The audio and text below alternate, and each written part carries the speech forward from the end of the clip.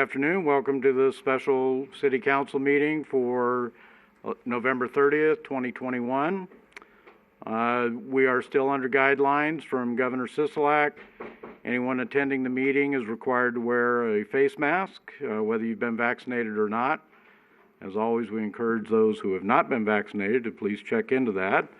We've got another one of these variants running around, apparently. Items listed on the agenda may be taken out of order. 2 or more agenda items for consideration may be combined, and any item on the agenda may be removed or related discussion may be delayed at any time. With that, I'll call the meeting to order. We'll begin with the Pledge of Allegiance. I pledge allegiance to the flag of the United States of America and to the republic for which it stands, one nation, under God, indivisible, with liberty and justice for all.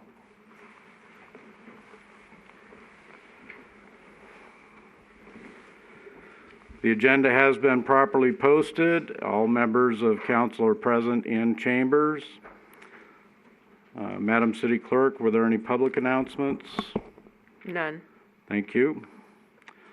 We'll open then with our initial public comment. Public comment during this period of time is limited to those items on the agenda. Each speaker will have up to 5 minutes to speak. And as always, we ask that speakers be civil and concise. Is there anyone in chambers that would like to speak in the initial public comment period? Ms. Hoskins, please come forward and state your name. Yes, thank you so very much. My name is Judy Hoskins. And I would like to give a little history on this. In 2010, Tract 350 was approved for sale by the voters. The city made prior attempts to sell Tract 350. The last time was in 2016, but it failed to receive any bids.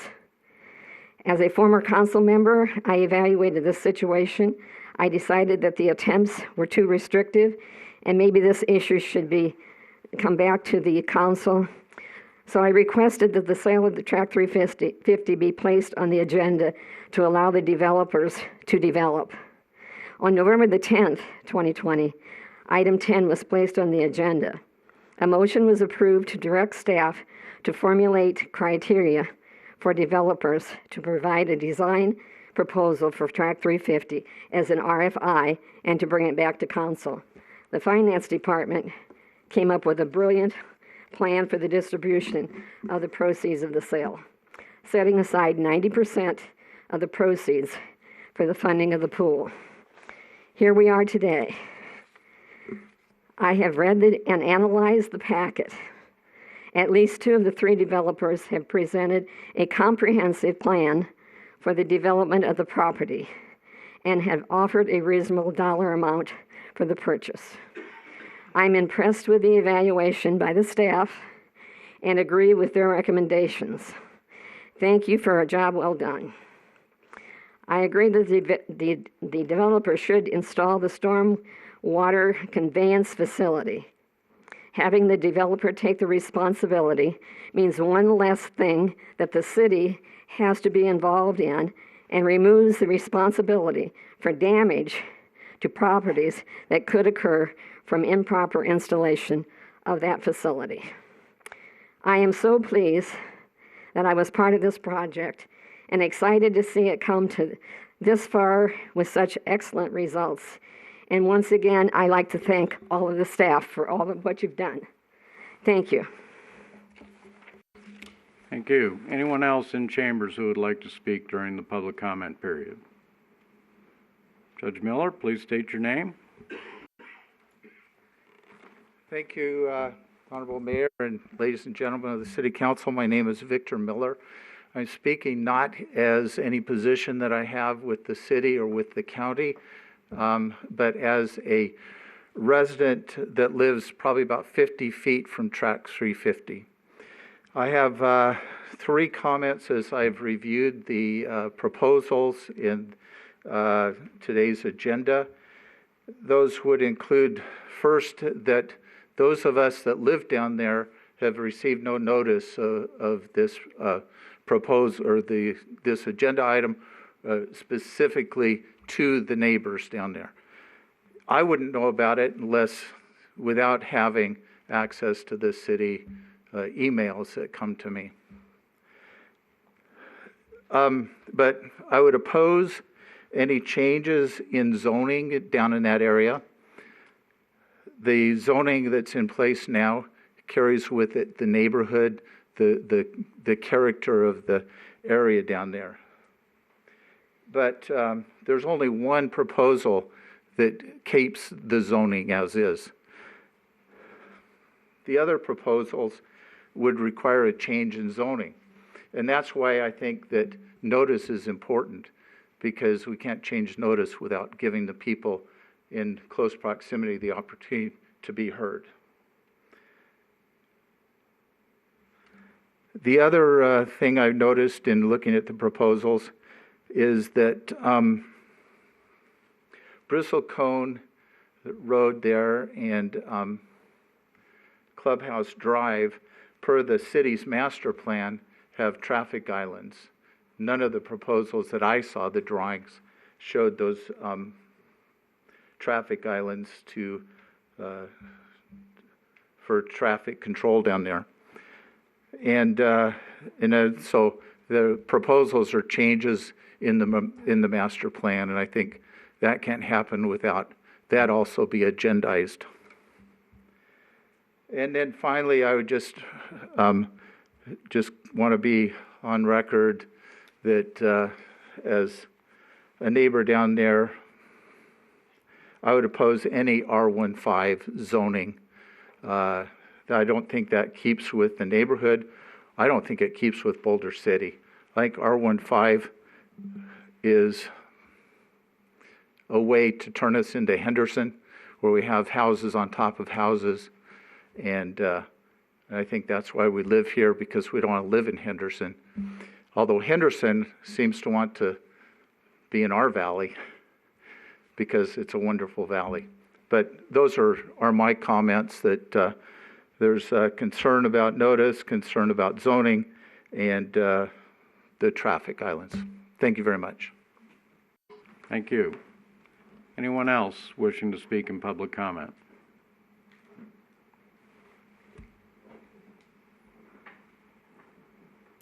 Ms. Newby, please state your name. Sharon Newby, Boulder City resident, and good afternoon, Council. And first, I want to talk about agenda item 1, but I also want to thank whoever is working on the website, that now you can get the packet downloaded. I mean, I have a fairly new computer. It used to take me 5 minutes. Now it's like, boom, and it's up. And I want to thank them very much, whoever is responsible for getting that to happen. Well, Judy Hoskins kind of took all of what I wanted to say, and also Mr. Miller. I'm very excited about this. I did work for getting this plan approved, that the money would go toward the pool, and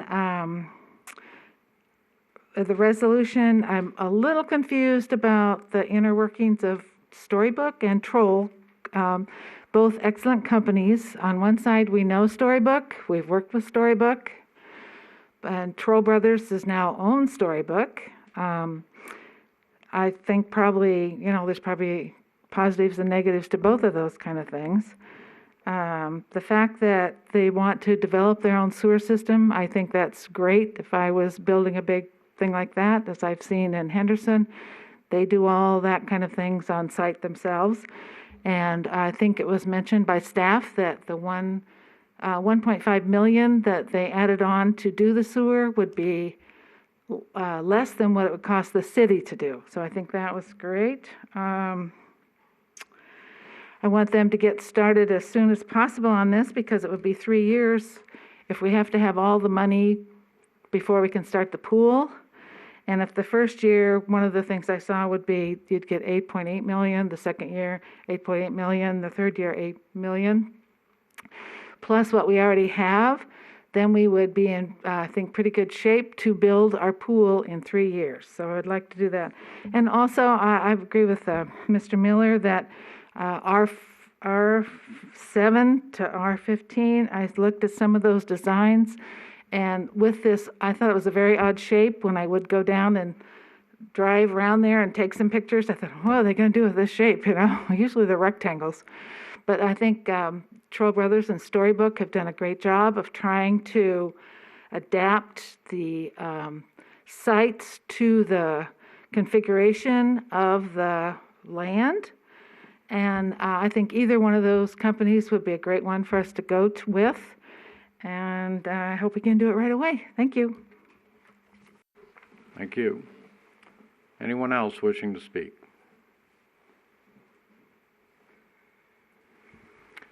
All right. We'll open the phone line then. Anyone wishing to call in for public comment? The phone number 702-589-9629. This is our initial public comment period.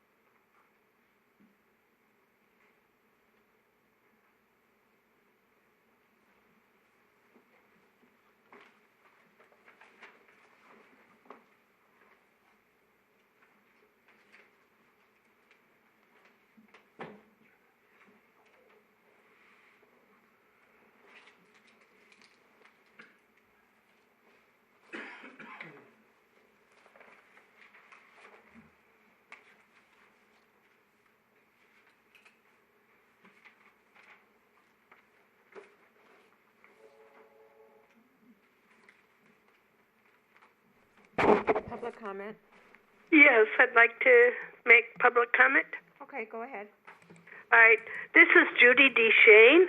I'm sorry I couldn't make the meeting, but I wanted to say I went over this stuff and I would agree with what Sharon just said. Either Storybook or Toll Brothers looks like they would be good to use. And I particularly like the one, and I do not know if that was Toll or Storybook, where they had duplexes, side-by-side duplexes. I like that, and I would like to see some of those in there because it would expand our housing. Instead of just one house, we'd get two houses, and it would be good. I don't know if they're supposed to be rental units or if they're going to be you each own half of the house. I suppose it could be either way, depending upon how the sellers or buyers wanted to do it. But either way, it does expand our housing market, and I would think that those would probably go a little more reasonably for having two houses than having just a single home on a lot. The street layouts look fine to me.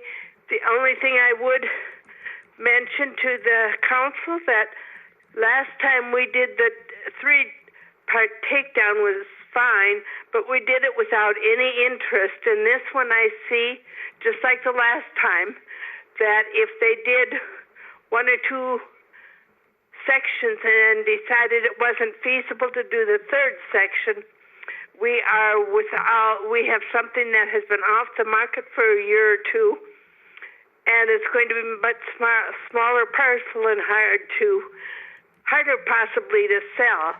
So I do think we need to have some type of interest charge on the amount of money that the city is going to be carrying forward. And I also, if we go with the city's going to do the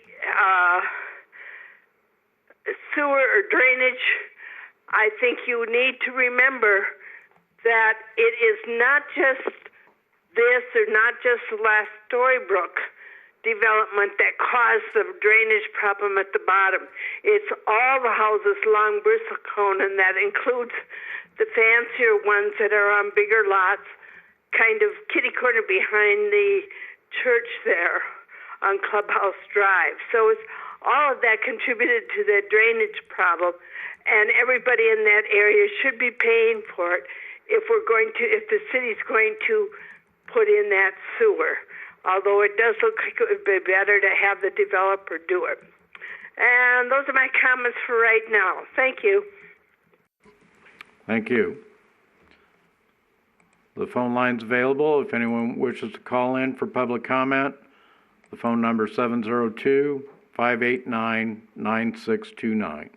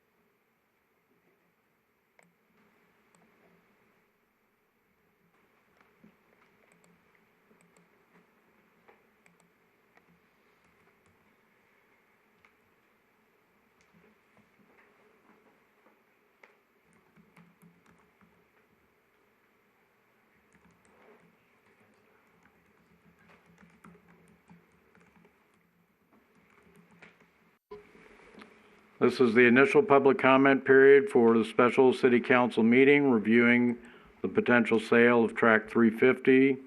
Anyone wishing to call in, the phone number is 702-589-9629.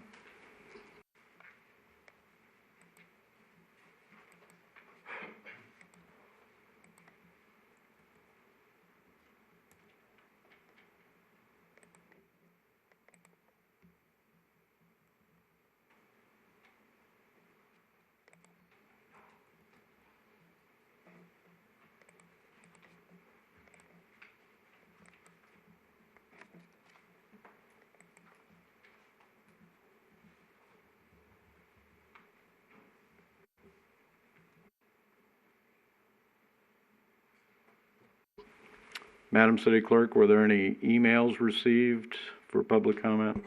No comments were received. Thank you.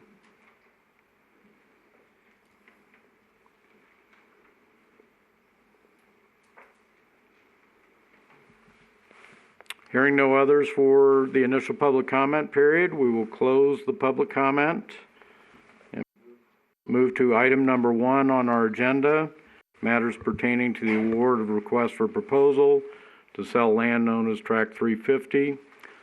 Mr. Tedder, I would like to open this with, since a statement has been made that matters involved in this discussion may require changes to the master plan for the city, and whether the item then would be properly agendized or not.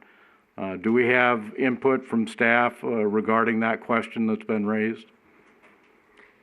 Yes, any changes will be brought forward to the council, especially if it required a zoning change. That would be a separate action.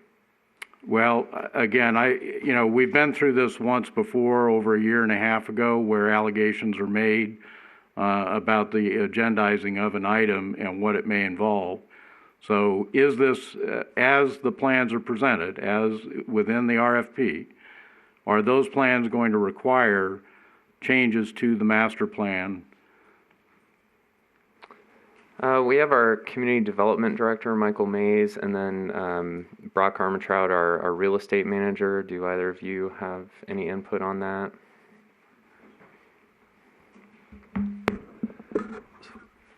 Brock Armentrout, contracts real estate manager.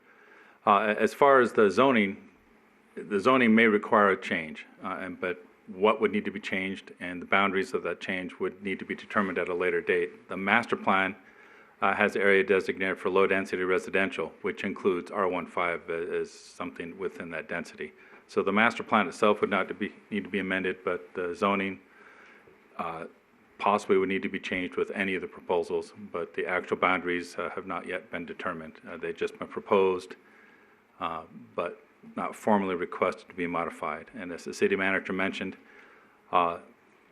should this go forward, it would be properly agendized, noticed to all the affected landowners as required by NRS and city code, and then we would have public hearings at that time before the Planning Commission and City Council for any rezoning action. Thank you. Again, the statement that's been made, though, is that as presented, the plans that are presented, which do not indicate traffic islands. They indicate a park strip or whatever, green strip along the, I guess it'd be the west side of Bristlecone, is somehow creating a change to the master plan. Is that correct or incorrect? That's not correct. All that's being considered is all the land outside the right-of-way. Anything within the right-of-way for future improvements, that's not being considered today, and it's not part of the proposals. It's likely that the applicants have no idea what our street master plan requirements are, as they don't need to. They just need to know that it's an 80-foot right-of-way and to make their proposal consistent with the such. Is it correct or incorrect that these traffic islands are a requirement of our current master plan? I'd have to defer to Mr. Luttrell, Keegan Luttrell, our Public Works Director. He manages our street, and he's here. I'm sure he's thrilled.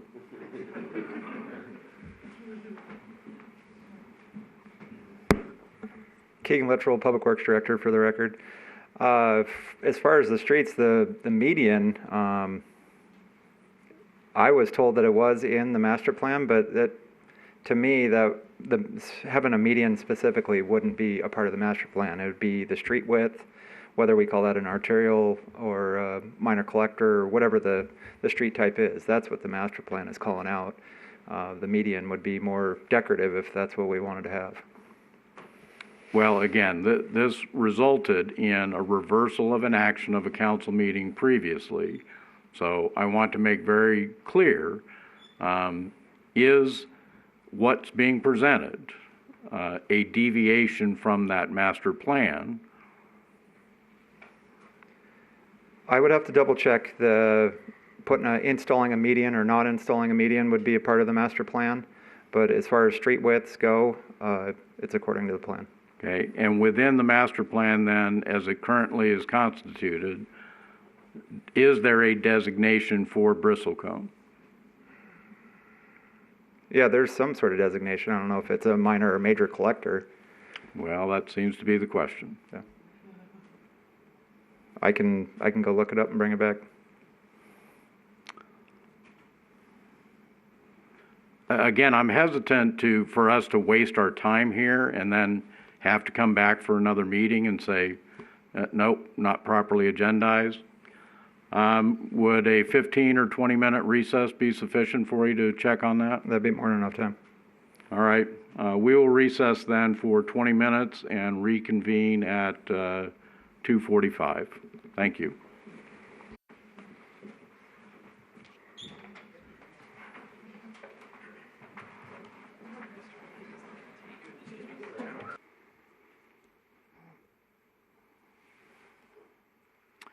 All right, I will call the meeting back to order. Staff has had an opportunity to do some additional research. And who would like to begin regarding this question? So it appears that there is a question as whether or not this meeting was properly agendized, and there's a question as to whether there be any amendments to the master plan. So to answer the question as far as this meeting is just to look at the matters pertaining to the award for all the requests for proposals received for Tract 350. If there are any amendments that need to be made, those would be agendized and discussed at a later meeting. We're specifically discussing today all the proposals that you've received and voting on whether or not you're going to be awarding that to one particular developer. So as long as the discussions are contained to what is within the proposals, and to be clear, nothing is going to be changed in terms of any type of zoning or any type of amendments to the master plan. All of those things will come before the council at a later date if it becomes something that the developer wants, whomever you decide to award the RFP to. There still needs to be the land sale agreement that's going to be negotiated and also brought to the council based upon the RFP and based upon whoever is awarded that RFP. So no decisions are going to be made at this meeting regarding any amendments to master plan or any type of zone changes. The proposals do contain information, though, regarding a storm drain channel along that eastern edge of the parcel. And looking at the RFP documents, that was something that was one of the additional requirements the city had put in the RFP. And so that is part of the RFP and something that's considered in your award of this particular RFP.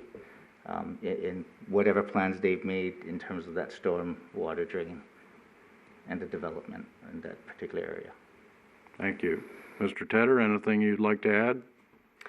I think Mr. O covered that fairly well. If you do need any more information about this, our Public Works Director did research the items that you had questions about earlier if you do want any additional information. Well, again, I think the question is whether this meeting is properly agendized based on what the proposed RFPs and resolution for consideration are.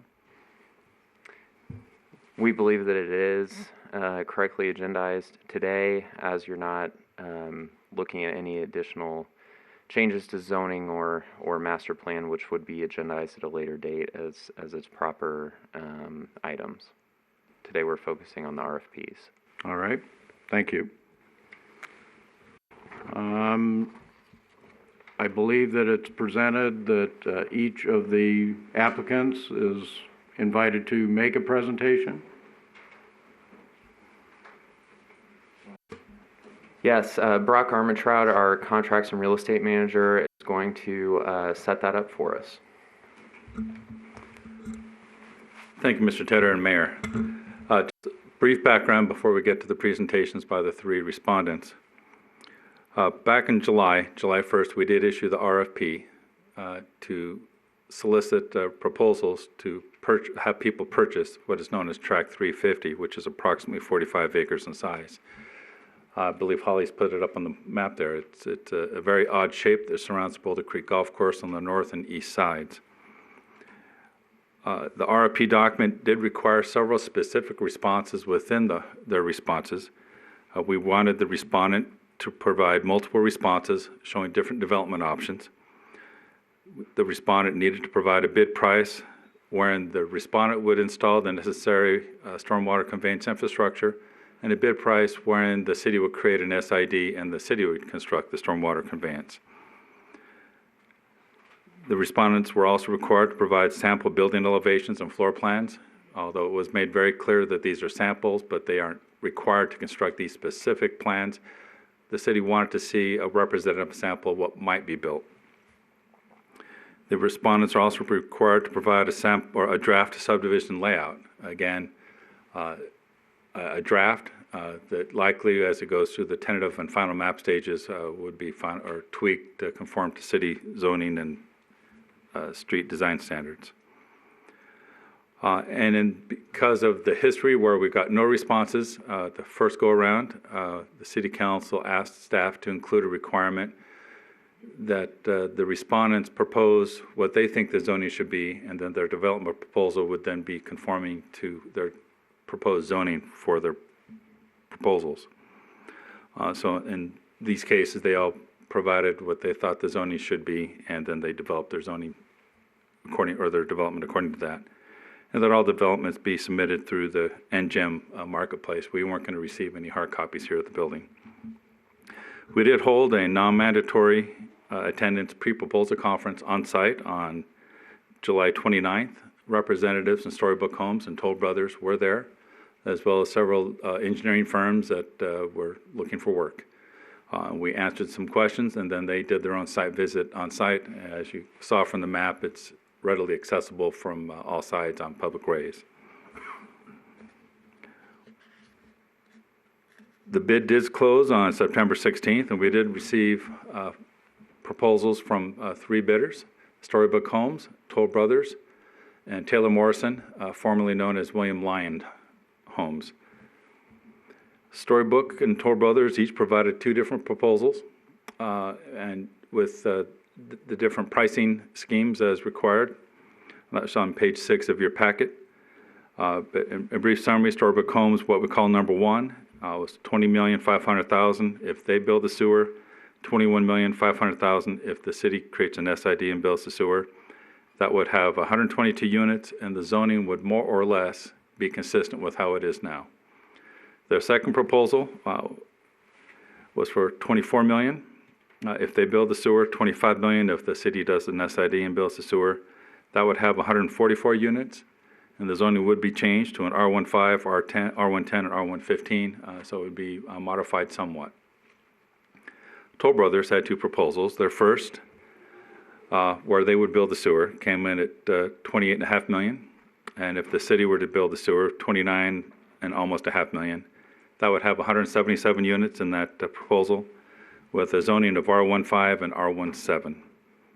And for reference for the people listening, the last digit references the number of square feet. So an R15 would be a 5,000 square foot lot, R17 a 7,000 square foot lot, and so on. Their second proposal, where they would build the sewer, came in just under $24 million, and just under $25 million if the city were to do the sewer, for 181 lots and a combination of R17 and R2. R2 is a duplex zoning here in Boulder City. William Lyon had three different scenarios, all for $29 million. They did not provide an option what it would cost if the city were to construct the sewer. It varies in units. Their first proposal is 185 units with a mix of R16 and R17. Their second proposal would be 141 units, again with a mix of R16, R17. And their third proposal was for 149 units, again R16, R17, with the lot sizes being heavily weighted towards one or the other depending on the number of units. Staff did consider, as we evaluated, the SID option, or Special Improvement District, to construct the sewer versus having the developer construct the sewer. It's been our experience that, and just about everywhere else, it's course of business. For if someone takes down property, they construct the necessary improvements on-site and off-site to serve the property, whether it be to extend utilities, make improvements for stormwater conveyance, or other necessary improvements for the site. If the city were to construct the facility, we have different obligations under state law as far as how we contract it out and the wages that we pay and so on, which does inflate the cost. Our engineer's estimates are roughly $1.5 million for the city to construct that, which would require some bonding. The next time we could seek approval from the voters for a bond over $1 million would be November of 2022. And we have the risk of the voters saying no. And by that time, we would have already had the contract signed. They would be well under development, and we would still be stuck trying to find a way to finance the sewer line. Whereas if we're the storm sewer, whereas if we were to have the developer construct the infrastructure as is done elsewhere, it would be constructed as they constructed the project, and they would bear all risks with financing and construction. Another concern that we had was there's no guarantee that they would lower the prices of the homes commensurate with the price discount and the land purchase price to offset for what they would have paid for the sewer or not. In other words, that potentially they could be seeing a windfall in the home prices, and it wouldn't achieve what some would hope would be a reduction of home value so that others can buy homes.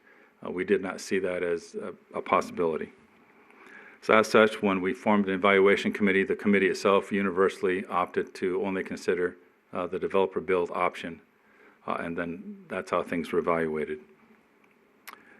At this point, I'd like to turn this over so that the developers make their presentations. They're 15 minutes each, and at the conclusion, we'll review the evaluation of the evaluation committee and the recommendation.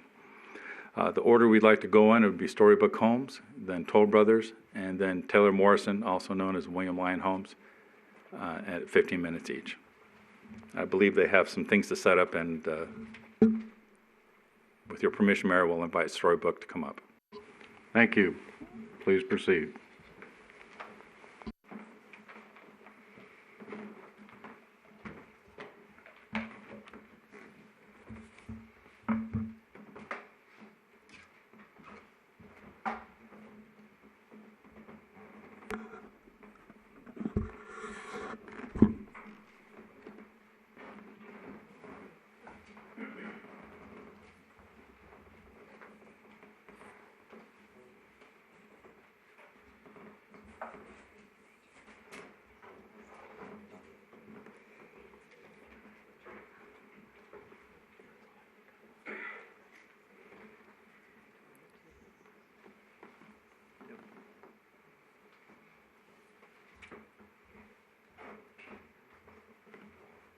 Good. Okay, hello. Hello, thank you for the opportunity to speak before you today.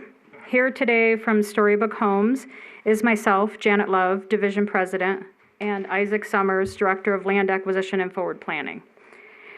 We at Storybook have had the opportunity over the past 3 years to work with the council, the planning commission, staff, and the residents while we went through the purchase and approval process for parcel 349. Storybook has partnered with the city and addressed any concerns and questions as they were raised. We wanted to be good neighbors in the community. When we started the purchase on parcel 349, the road was not always smooth. We had to learn, sometimes the hard way, how to navigate the city. We heard the concerns and sentiments of the residents throughout the process. We held multiple neighborhood meetings and we attended multiple public hearings as well. Boulder City is special, and the residents want to preserve the unique character of the city. We understand that. We've learned that and we heard that. We have been in the Boulder City community welcoming new families, providing new homes for your existing Boulder City residents as well. In just over 3 years, we've delivered 90 homes to date, hopefully adding one more today. When the most recent request for information and then proposal was issued, Storybook Homes was business as usual, but the owners of Storybook were exploring the sale of the company. So to address a little bit of the question that was raised earlier regarding how Storybook and Toll came together, in August of this year, Storybook was acquired by Toll Brothers, who are also here to present. They brought a lot more people, though. Both brands have been working on our proposals and site plans to the city prior to the acquisition. So we submitted separately, but I want to assure you that we are one big happy family. We welcome discussions of developing parcel 350 together with our Toll brand and as two developments, two brands with one mission, delivering a quality home to satisfied homeowners. Storybook submitted 2 site plans with our proposals. I'll turn it over to Isaac to walk you through the differences in a little bit more detail. Kick me out. Thank you. Proposal 1, which you see here in front of you, consists of 122 lots with the following zoning designations. There's approximately 42 lots that are designated as R115, approximately 67 lots designated as R110, and approximately 13 lots designated as R17. This doesn't show the current zoning, but up on the northern portion, it's a mix of R110 and R115. Over on the eastern portion here, as you move south, is R115 and R110. And then as you move further down to the bottom, that's where the R17 designation is. So this site plan keeps in the spirit of the current zoning intent and utilizes products that Boulder City is familiar with that we're currently building at our Boulder Hills Estates project just on the eastern side of Bristlecone. Janet will go into a little more detail in a minute on the different products, and we'll look at some different elevations as well. The entry, the northern entry off of Adams, is positioned to minimize the impact the development's going to have to Adams. That will be needed to accommodate traffic in and out of the development. It's positioned directly across from Aspen on the north end of Adams, and it utilizes existing turn lanes for that entrance. Due to the shape of the parcel, we tried to configure open space to allow every resident within the community access so they wouldn't have to travel too far to hinder their enjoyment of that open space. So as you can see, this site plan resulted in 4 separate open space elements that are spread throughout the length of the community. And again, just to keep so that residents in the very southern end don't have to travel up to Bristlecone and Adams to access open space on the northern end, and vice versa.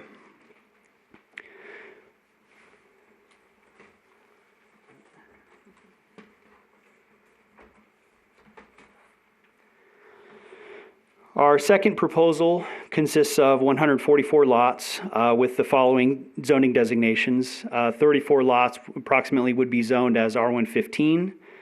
45 lots would be designated as R110, and 65 lots would be designated as R15. This keeps in the spirit of that same zoning intent, while making adjustments within the southern portion to allow a little more dense zoning, which utilizes the R15 zoning from the existing code. So we wouldn't be proposing any changes or new codes to the master. This also has the same entrance setup off of Adams that utilizes existing traffic conditions there and minimizes the impact for this development. As with the other site plan, this utilizes open space spread throughout the community into 3 different areas. So one more focused on the northern end, one centralized, and one on the south end.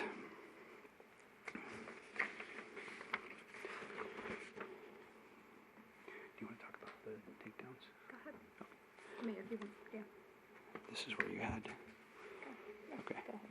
So both of our proposals propose 3 separate takedowns of the land. The takedowns would focus on approximately the southern 13.5 acres as part of the first takedown, the middle 15.5 acres, which is approximately this area here.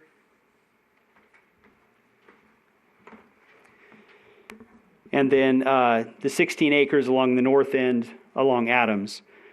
This configuration is based around the proposed site plan, separate development considerations such as the storm drain improvements, sewer elevations, overall grading, and considers the current growth ordinance of 30 permits allowed per development.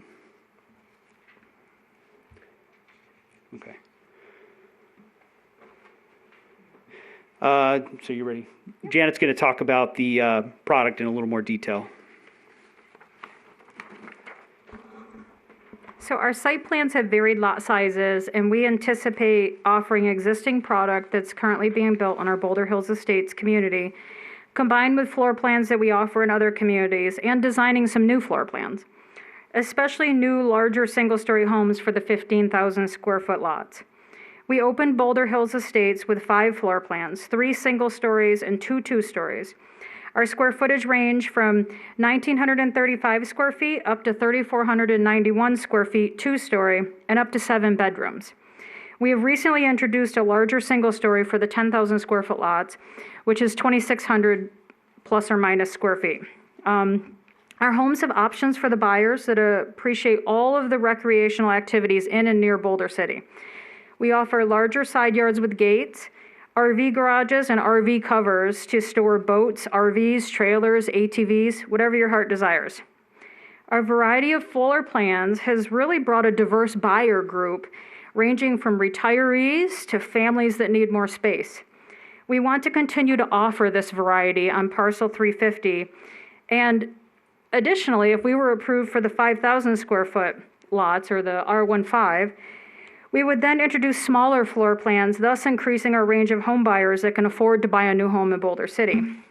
We currently have single-story plans ranging from around 1,500 square feet to 1,800 square feet, and smaller 2-story plans around 2,000 to 2,300 square feet that we could bring to Boulder City. The smallest plan at 1,500 square feet offers up to 4 bedrooms, accommodating families in a smaller square footage and with a smaller budget.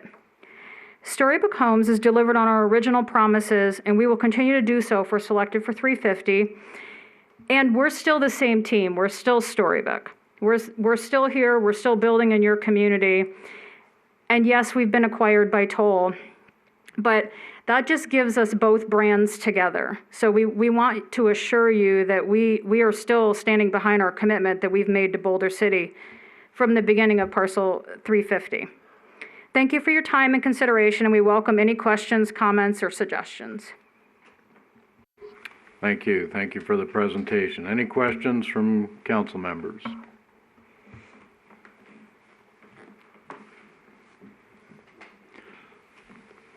A couple of questions I had in your proposal, again, along Adams Boulevard there.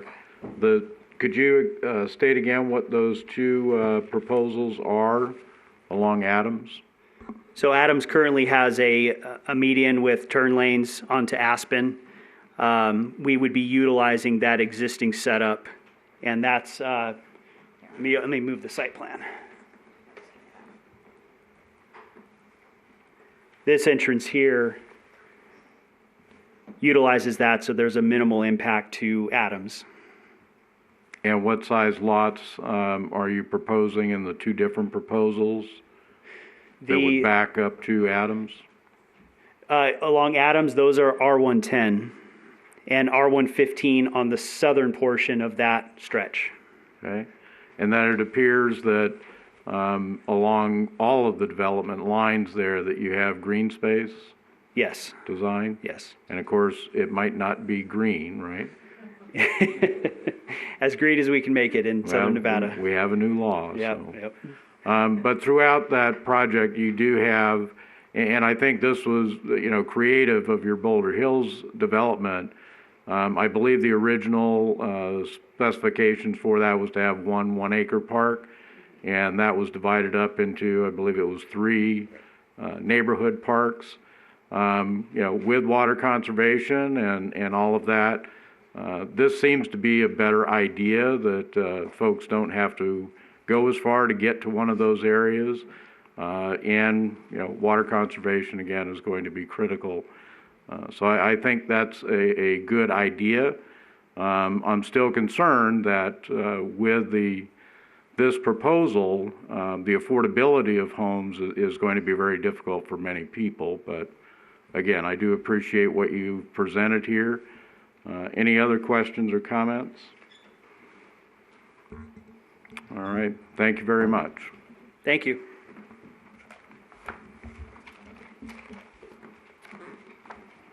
One just additional comment, if I may. On our original proposal, our site plan that most closely follows the zoning lines as the RFP designated, we did learn, and kind of the comment was when we did that site plan was, let's give the city what they want. Let's give the city what they showed in their zoning map, and that's what we tried to do. We tried to keep with the spirit of those lines. And we appreciate your time. Thank you so much. Thank you.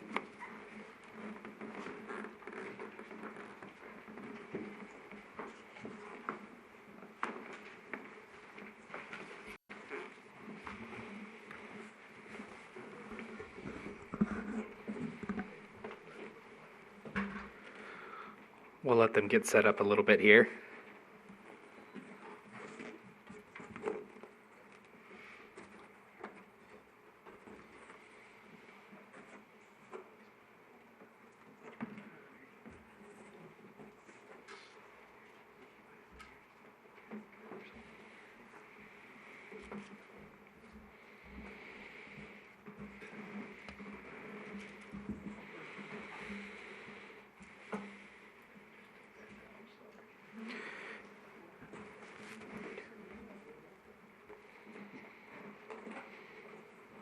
Mr. Mayor, while they get set up, let me introduce our team. My name is Jeff Borkart. I am the Land Entitlement Manager for Toll Brothers. And with us today, we have Robin Hogan, the Vice President of Land Acquisition, Dan Wright, our Vice President of Community Planning, Jeremy Stone, Vice President of Land Development, and our local resident, Kevin Herman, our Land Development Manager, who's going to be managing this project. So while Storybrooke has been in Boulder City before, currently developing, Toll will be a new entity. So I wanted to start this presentation by first explaining who Toll Brothers is. So Toll Brothers is America's largest leading builder of luxury homes. We were founded in 1967 and grown from a small builder in Pennsylvania to one of the largest home builders, operating now in 24 states and 50 different markets. We've been on Fortune's World Most Admired Companies for 10 years. We entered the Las Vegas Valley in 1997 and have constructed some of the most desirable communities throughout the area. We have a proven track record with over 2,000 homes constructed since 2016 by just our Las Vegas division alone. RFP lists 3 projects that are currently under construction: Everly at Cadence, Montrose at Sky Canyon, and Cordillera in Red Point Square. But there's many more that are throughout the Las Vegas Valley that you can visit. We have over 130 employees in the Las Vegas division, which have personal ties and care for Southern Nevada. In fact, the land development manager, Kevin, that I just mentioned, is a resident of Boulder City, so this is really close to his heart. So what makes Toll different than other builders? We believe that a community makes up more than just houses alone. We're not the builder that looks to cram as many houses as we can on one piece of property. We believe that there's an importance to community connectivity, green space and recreation, and working with jurisdictions to bring win-win solutions to community needs. And each of our communities have a fresh new look, unique to that community. We focus on high-quality architecture with a good mix of materials and articulation and distinctive architectural styles, and we take a fresh look at each of our communities. We offer a semi-custom experience. So we provide each buyer with the option to build the house plan that they want, on the lot that they want, with the option choices that you want. You can pick selections from premium products, state-of-the-art appliances, and luxury fixtures and finishes to make your Toll Brothers home a showcase for your individual style and preferences, all of this with the helping hand of interior design professionals. So as you see in our proposal, we have many references that can attest to our commitment to quality. You have all the details of our proposal, so I won't rehash that. If you have any questions, our team is available. Instead, we wanted to focus on the design of our project. So for now, I'll turn it over to our Vice President of Community Planning, Dan Wright, to go over the specifics.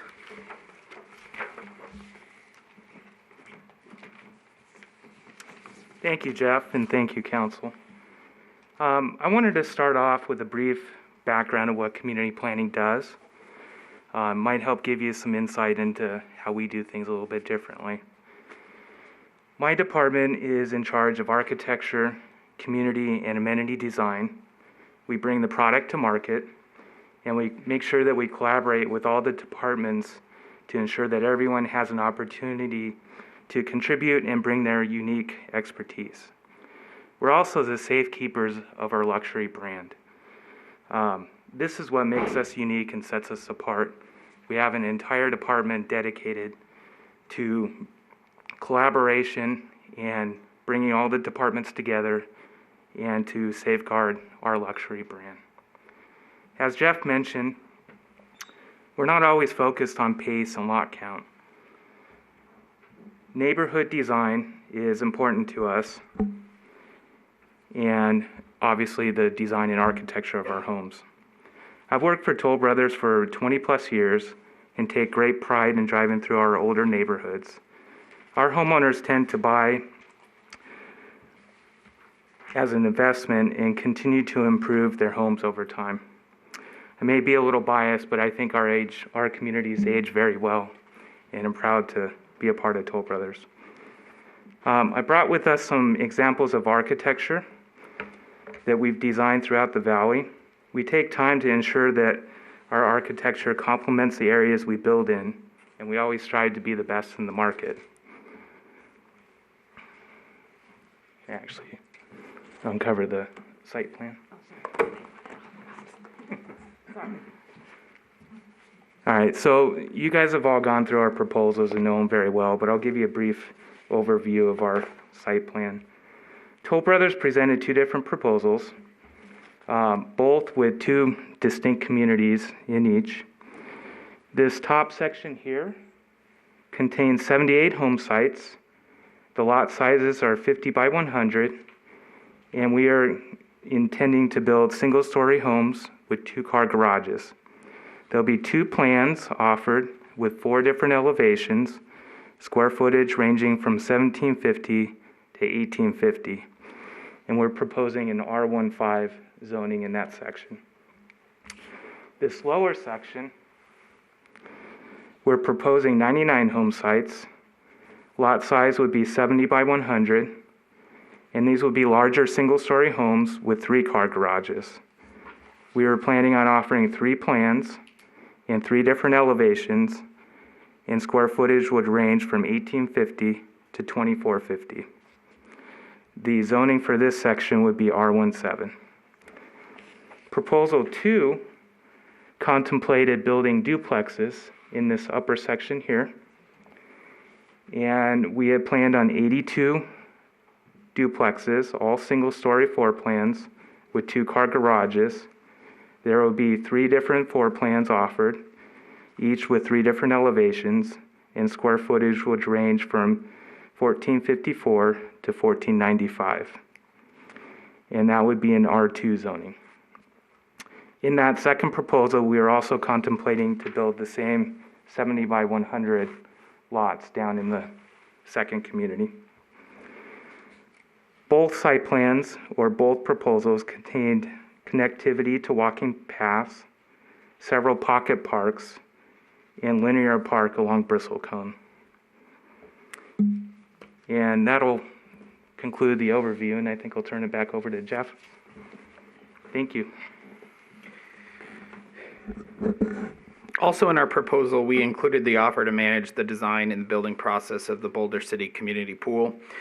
We understand that this is already underway, but we wanted to make it known to the council that Toll's open to working with Boulder City on other value-add propositions through the negotiation of the purchase agreement. We have the expertise to build multiple types of projects, as you've seen with some of our clubhouse designs that we included in there. And even beyond that, we've built multiple different types of product. Toll is malleable and capable of working with Boulder City to build something. So to wrap up my portion here, before turning it over to our last presenter, Toll understands the importance of planning in well-planned communities. And with Boulder City being the state's first planned community, we think you all understand this importance as well. So I'm a planner by trade and the outgoing assistant director of the Northern Nevada APA chapter. So I understand the importance of Mr. DeBoer's contribution to Boulder City and the planning profession in the state.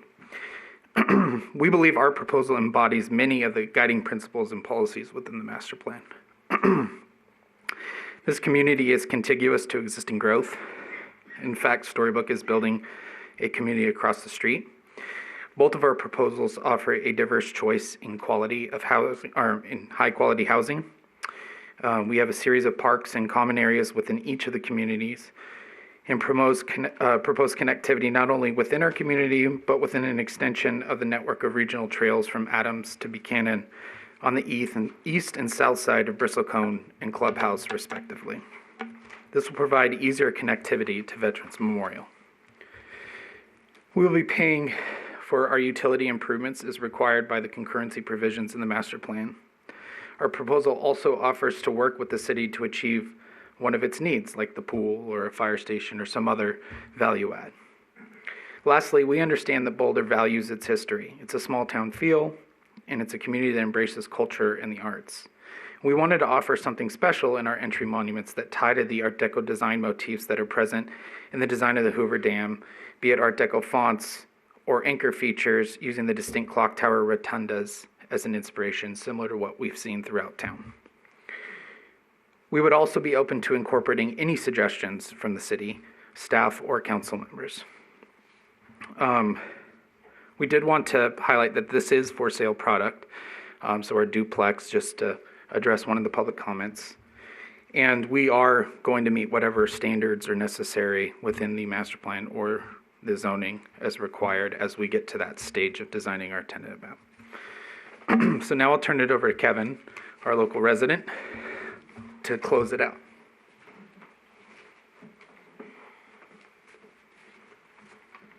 Good afternoon, Mayor, members of the council, city staff. It's a pleasure for me to be here. I am a Boulder City resident. My family and I moved here years ago, and we just absolutely love this community. I plan to be here till the day I kick the bucket, unfortunately. But I also work for Toll Brothers. I am a land development manager there, so I will oversee all the civil infrastructure and construction that'll go on. And I want to discuss a little bit about why I think Toll is perfect for Boulder City. I've been in the development industry here, home building industry, for 20 years. I've worked with a couple of builders, and I've never seen anybody put as much time, effort, expense into planning our communities. I really feel strongly that Toll values the community, and we want to be good stewards of that community. We want a good product. We want the residents to be happy. We want the city to be happy with what we're building. I've never seen a team more dedicated to that than what we have at Toll Brothers. When it comes down to the civil construction, I want to ensure the council here, members of the city, public works staff, I will represent Toll Brothers, and I will be there every step of the way. I will not let the city down. I understand how tough it gets when homeowners have lived in an area for many years and then a new developer jumps in and starts building and creates dust and noise and stuff like that. I very much value what Boulder City stands for, and I will do that throughout the duration of the construction. I'll be available at any time to members of the council, the staff here. If they ever need anything, if they want anything addressed, I'll be there.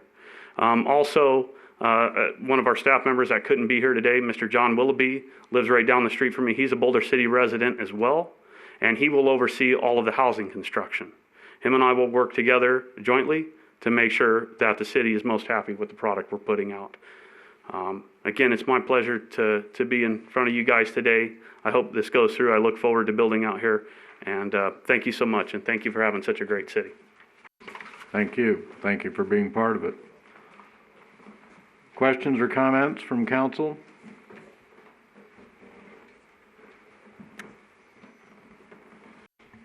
Councilmember Adams? Thank you, Mayor. I did have just one question with regards to, it has been discussed, obviously, that current zoning does not match this one. If for whatever reason we were to go with this project, not for whatever reason, but if we were to decide to go with this this proposal, but then the zoning at a later time does not change because there's no guarantee of that part of the process, do you still, what does that do for your proposal? Good afternoon. I'm Robin Hogan with Toll Brothers. Our proposals were based on the number of units and product types offered. So in the event that we did not get the zoning that we've presented in these proposals, that may ultimately affect the price. But our offers were based on the specific products that we proposed. Thank you. And in follow-up to that question, I'm assuming that the fewer units available means the lower cost that you'd be willing to pay for the land. Correct. Is there any ballpark figure on the price difference of a home, whether it be an R2 and R5 versus the R7?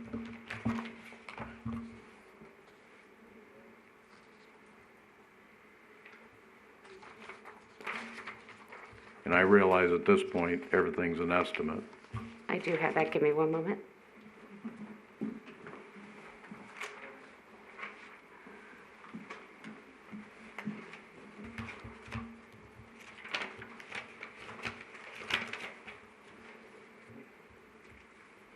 So on proposal number 1, we have two lot sizes, 5,000 square foot lots and 7,000 square foot lots. From a valuation standpoint, our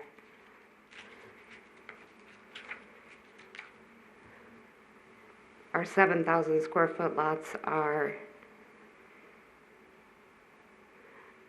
$40,000 more than the 5,000 square foot lots. Okay.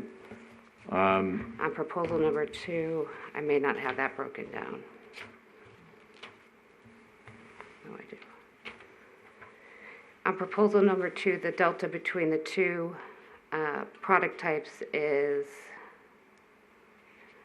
about $78,000. All right, thank you. Another question, and I think this probably applies to all of the proposals. There would be a perimeter wall, I'm assuming, along Adams Boulevard? Correct. So really, anybody passing by, I'm assuming a standard 6-foot wall? Yes. How high are the walls? 6 feet, yes. So what's behind the wall, what I'm getting at is what's the appearance of the development, regardless of what the lot size is, the appearance of the development is going to be a 6-foot high block wall.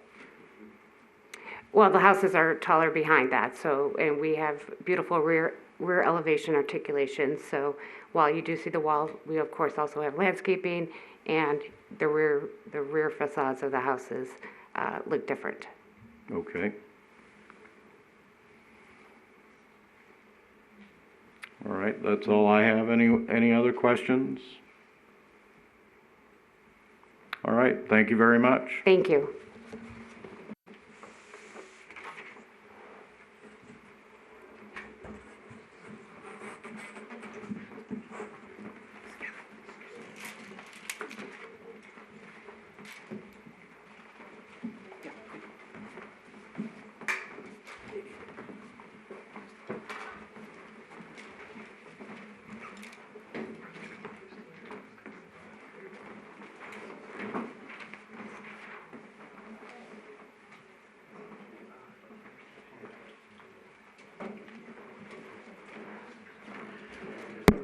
Good afternoon, everyone.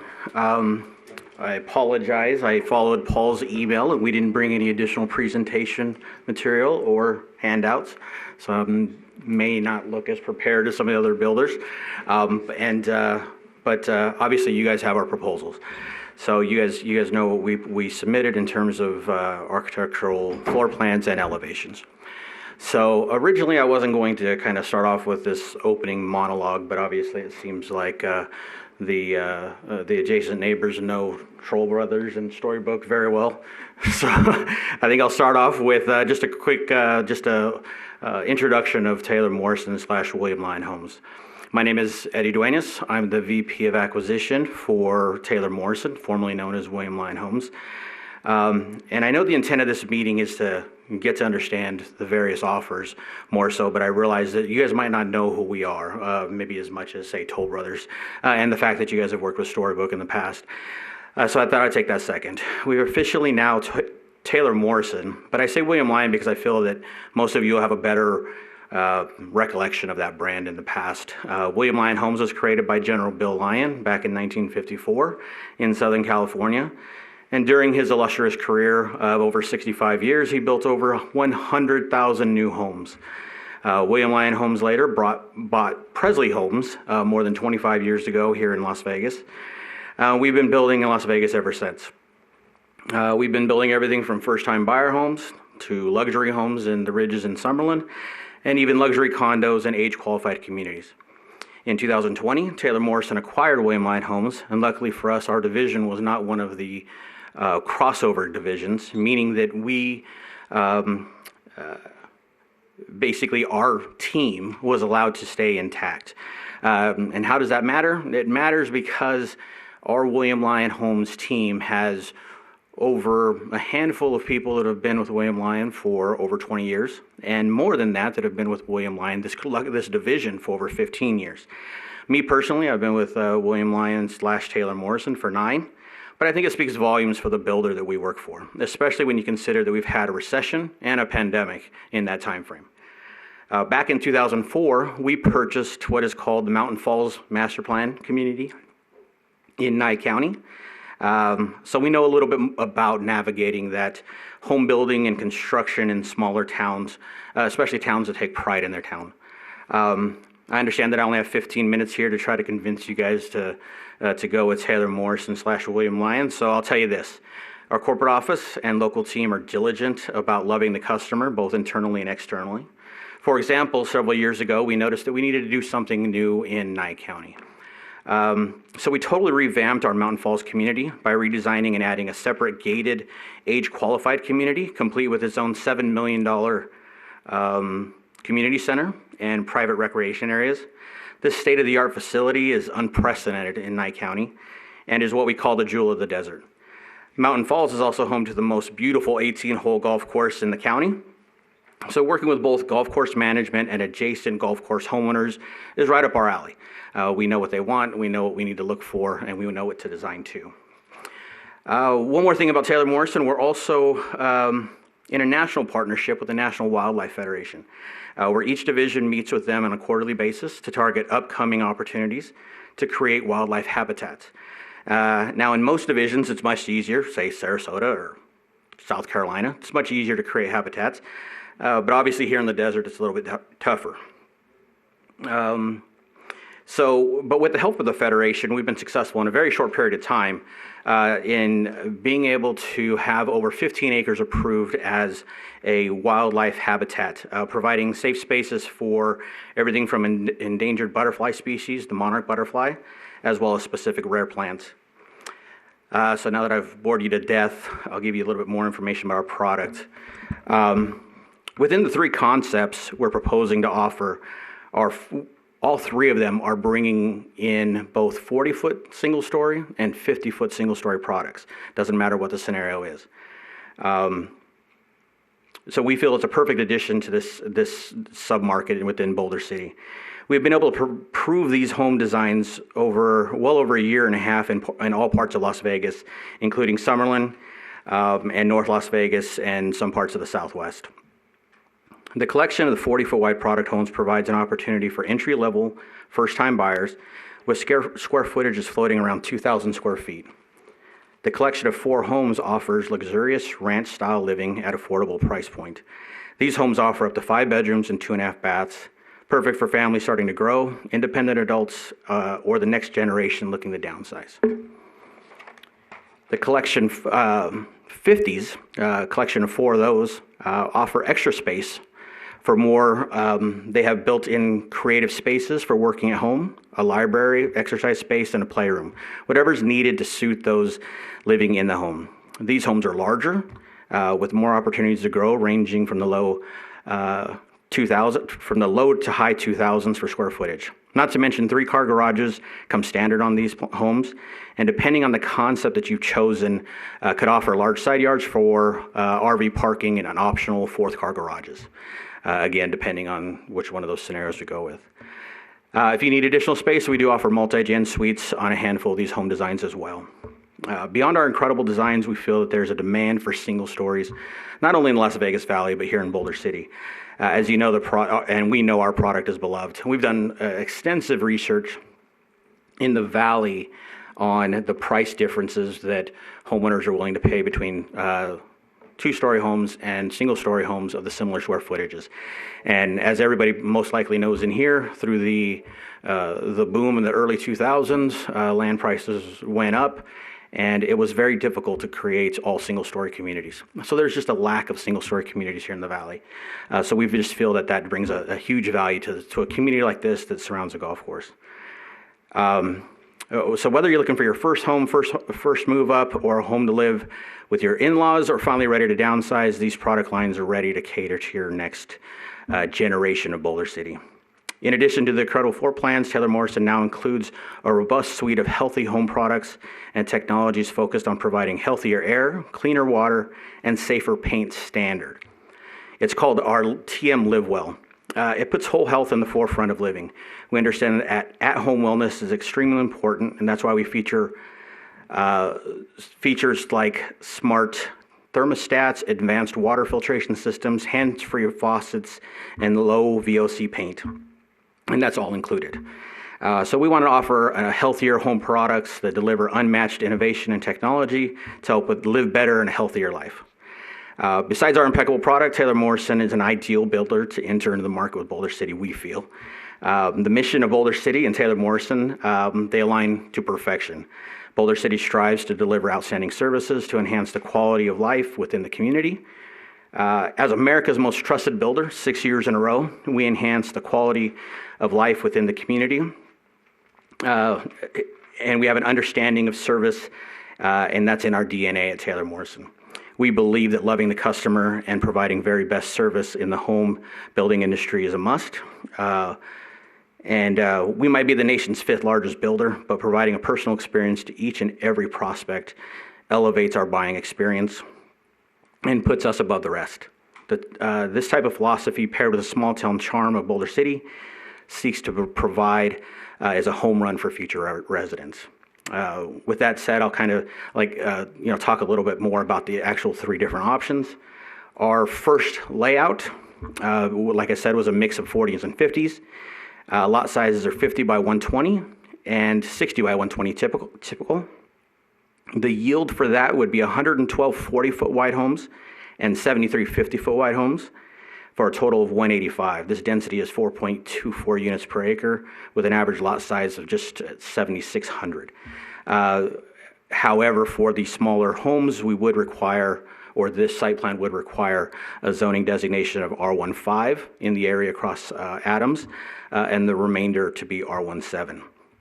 Typical front setback criteria included.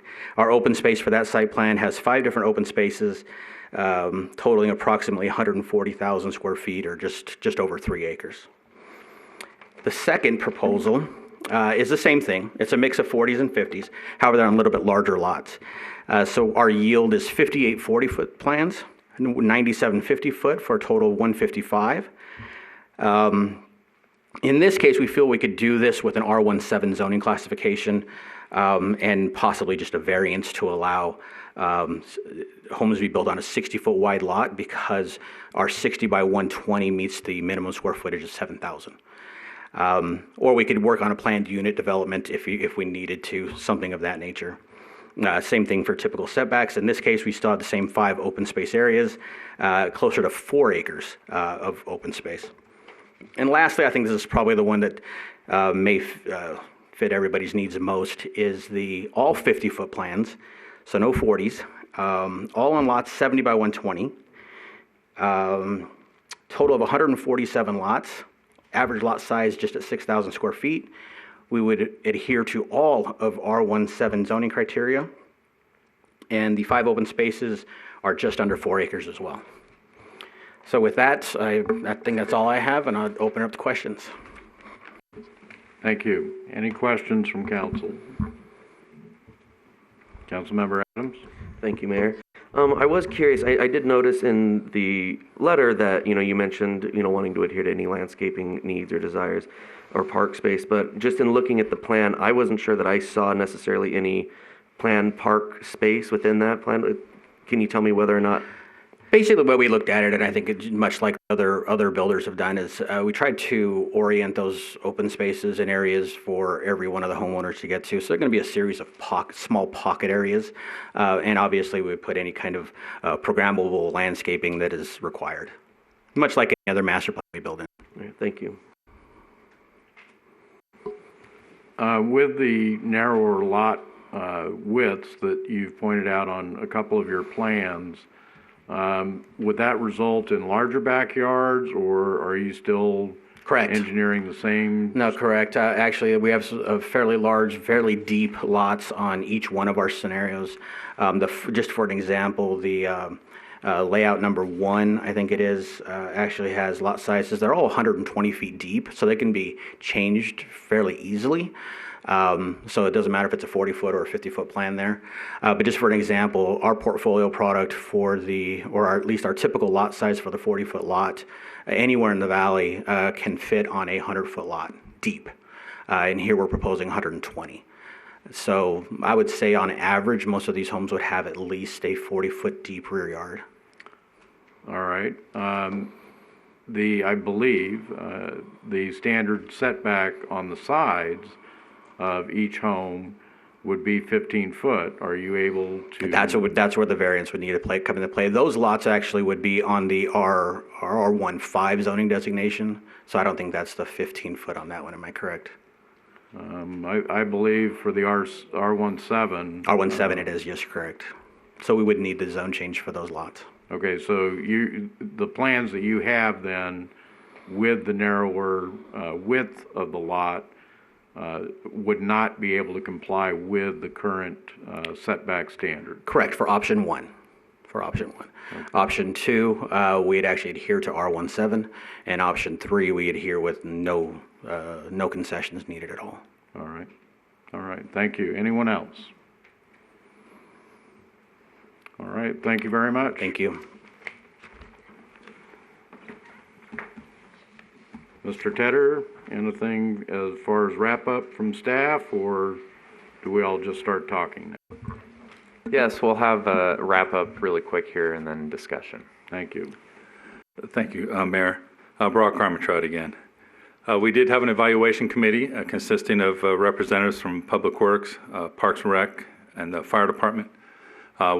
We evaluated both versions, the SID and non-SID versions. Earlier, I may have misspoke and said we didn't evaluate the SID version. We evaluated both. The non-SID versions across the board scored the highest, and those are the ones that are presented in the packet. Overall, the committee felt that the Toll Brothers #1 proposal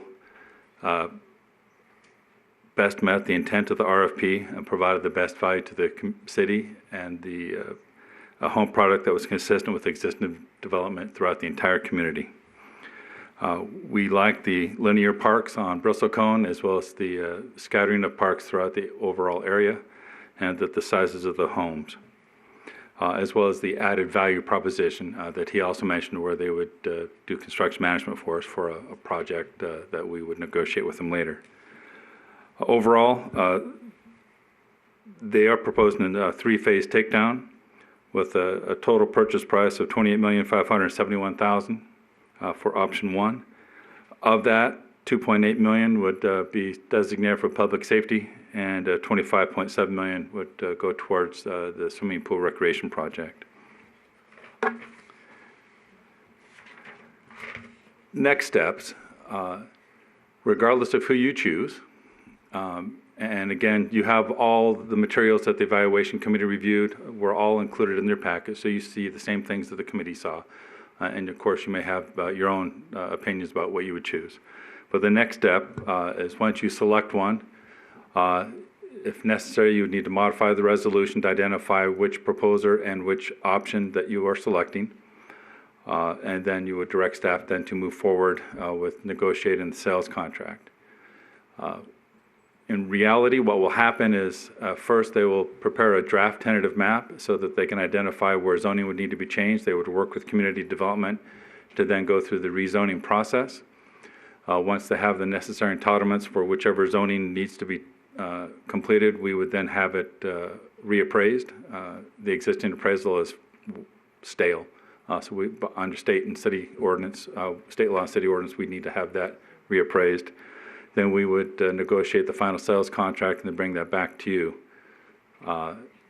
for approval. And then once that's done, then they're off to the races with the final tentative map, engineering work, dirt work, and then construction. So roughly 12 months to 18 months, you'll start seeing homes in the ground. I'm sure ideally they'd like to be sooner, but it all depends on how fast we can move things along. So at this point, staff is requesting that, of course, you deliberate amongst yourselves. All three representatives are here to answer any additional questions you may have, as well as Mr. Mays from Community Development. He can answer any zoning questions, as well as zoning process and so on. Mr. Luttrell is here from Public Works to answer any engineering questions you may have regarding the stormwater conveyance. And of course, then I can answer any questions you may have on the sales process itself. Thank you. Thank you.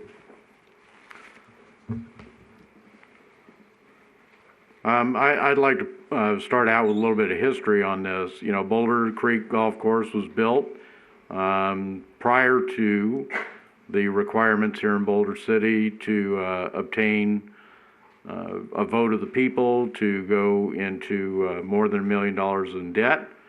Matter of fact, it's the reason for that, one of the reasons for it.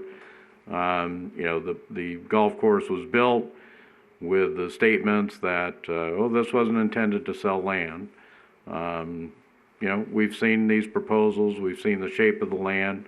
Nobody bought that because it wasn't true. Utility reserve funds were used to construct the golf course. The golf courses have never made a profit, so the money that went back to the utility fund was never from the golf course. And that's brought us to this point where the land is up for sale.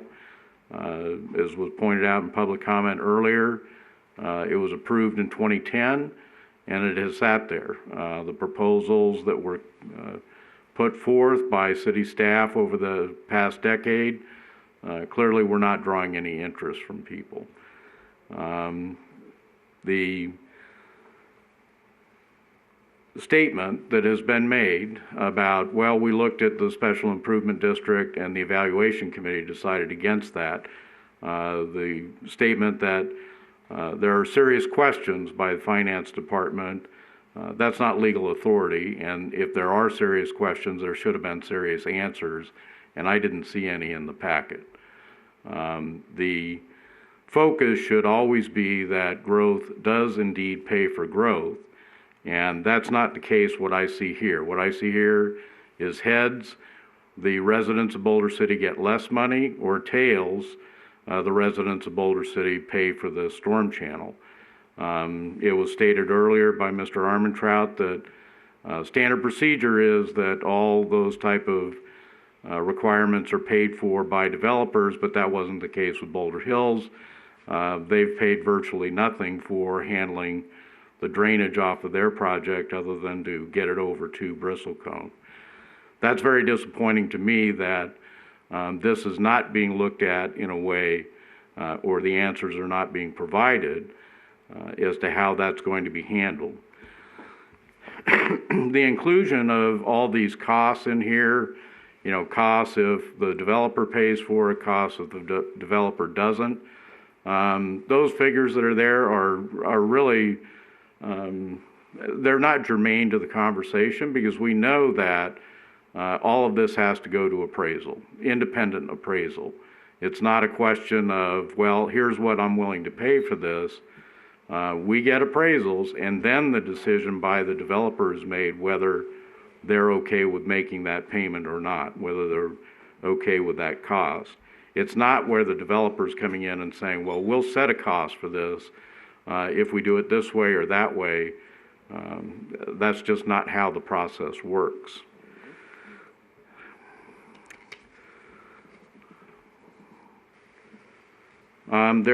I have serious questions about this phasing of purchases. It was stated before that there is an appraisal on this land. It's more than a year old, and therefore it's no longer valid. State law says that you must have an appraisal that's less than a year old to work with. We went through this before with the Boulder Hills development. If there's some type of an agreement, and that appraisal sits there for 2 or 3 years, whether that's valid or not. It's hard to predict always the real estate market, but I don't see that being addressed in this proposal either, how that would be handled. And as far as the offer from Toll Brothers for helping with the project management on the pool, that certainly is a very generous offer.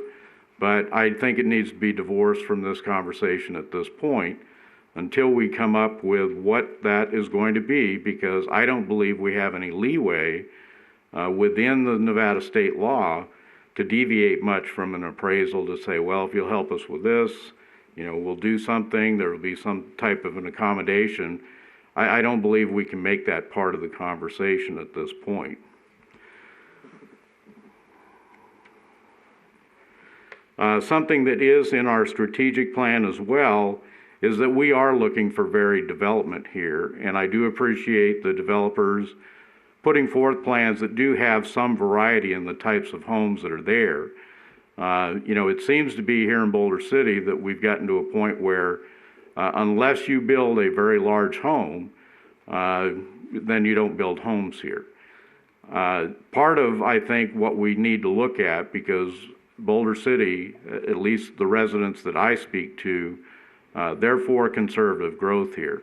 And if every one of these projects that comes along says, well, here's the only type of house we're going to build, then we'll never wind up with variety.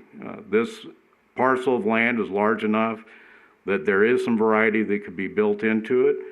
And I think that having that variety is important to the community.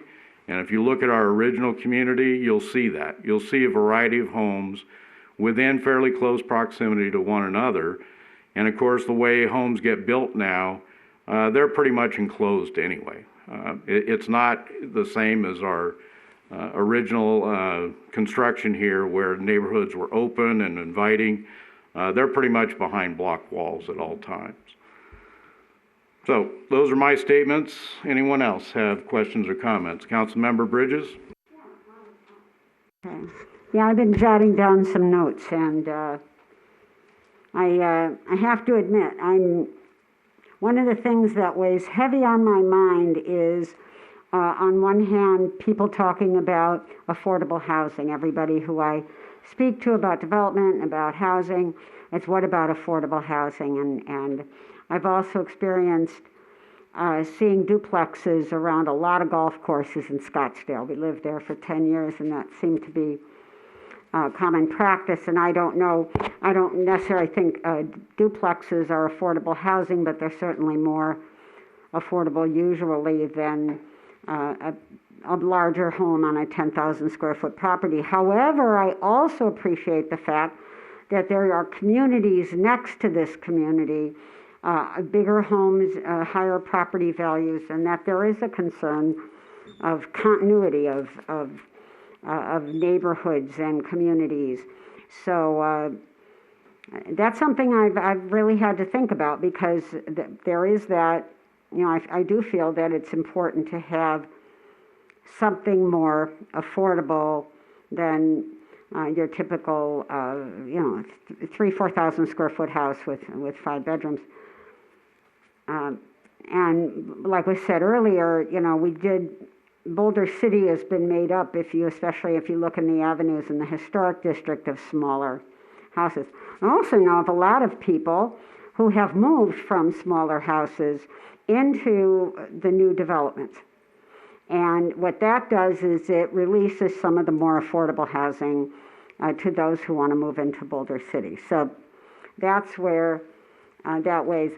I'm just curious if anybody can tell me from the 3 developers, what is the current demand for golf course properties, and what kind of, I'm assuming you have research departments, what kind of housing sizes do they typically look for? Are people looking for seasonal homes? Are they looking for duplexes? Are they looking for 10, 15,000 square foot properties?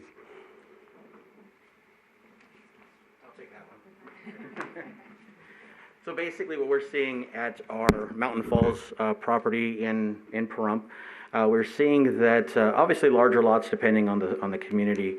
Let me caveat that there's a racetrack out there now, so we are seeing a lot more demand for RV parking and larger side yards so people can store their cars. But for the most part, they are basically age-qualified buyers. Over 55, smaller square footages, downsizing from California. So that's pretty much what we're seeing. Also, I'm sorry, I don't want to go off track here, but one thing I failed to mention, there was a comment regarding the SID. All 3 of William Lyon Homes' proposals included us building that storm drain, and we did not want to look into the SID opportunity or option. So that is part of ours. We just didn't identify it in our proposals. So, thank you. Any other thoughts about golf course property homes and sizes of lots? I'd be curious what the demand is. Are people going to be looking for duplexes and that, or are they going to be looking for 7 to 10,000 square foot lots? Okay. Oh, all right, I guess not. Okay, the other question I have, and that would really be for any of them, I know there were questions in other developments about variances and about sidewalks and about street widths and about creating HOAs, and I'm wondering what each of the developers has to say about addressing those issues.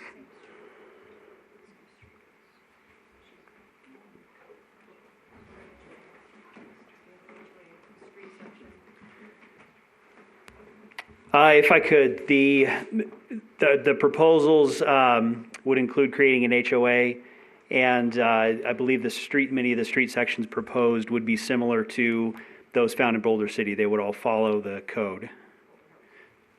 And specifically for Storybooks Community Boulder Hills.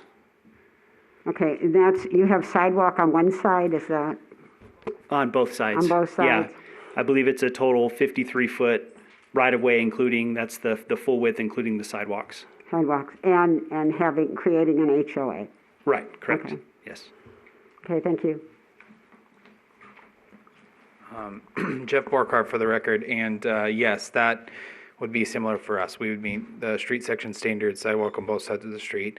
Well, of note, we are proposing to connect that regional trail all the way around along Bristlecone, Clubhouse, and then back into Adams, so that there's some park connectivity between the two major arterials too. Okay. And to address your concern about golf course demand, I don't have information on that, but what we are seeing is a broader demand for different variety of housing rather than just larger single-family houses too. Okay.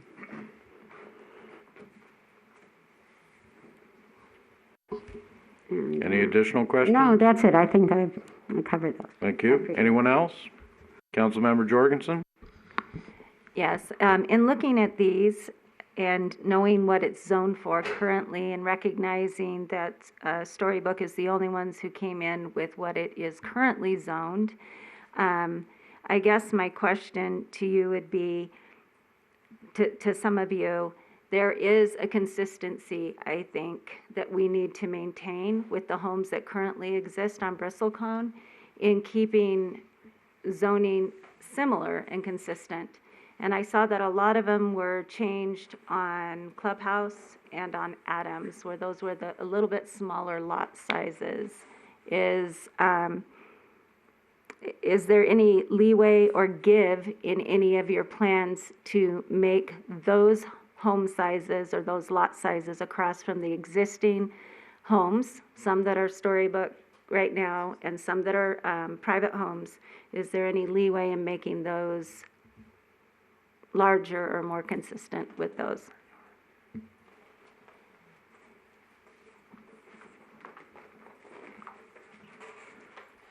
Jeff Borkert again with Toll Brothers.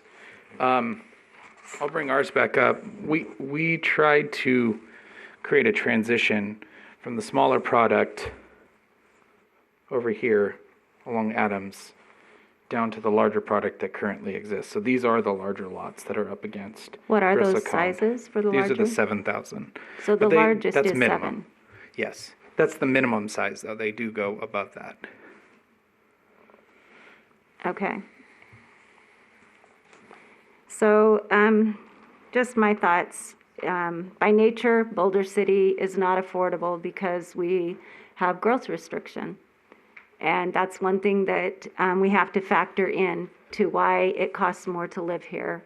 I'm not necessarily sure that we're going to get affordable housing, even if we scrimp down on lot size, that it is going to cost, and it's going to cost more than you would think affordable housing should cost, or what you want to call affordable housing.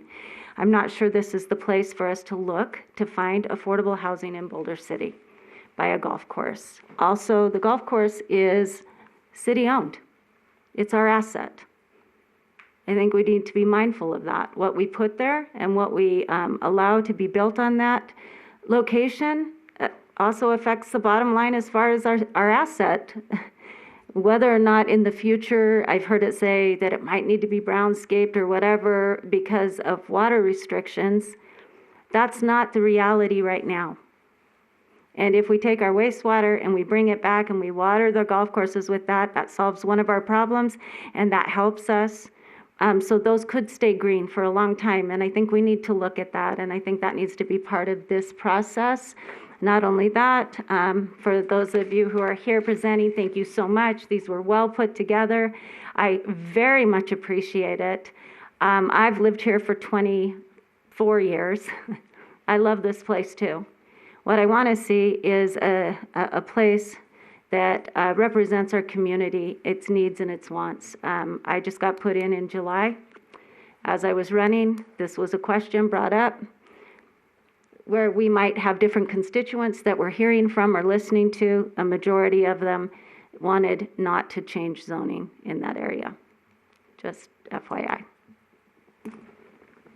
As we frequently hear from many residents, is please don't change the zoning in my area. But other questions or comments? Councilmember Fox? Yeah, with the Boulder Creek Golf Course, it is a nice golf course, and I do think nicer courses need nicer houses and larger lots. My concern is the R15, because of the nature of the desert. Everyone has an RV, has lots of desert toys. Would there be enough space for, RV space and garages big enough to house all that stuff on the smaller lots?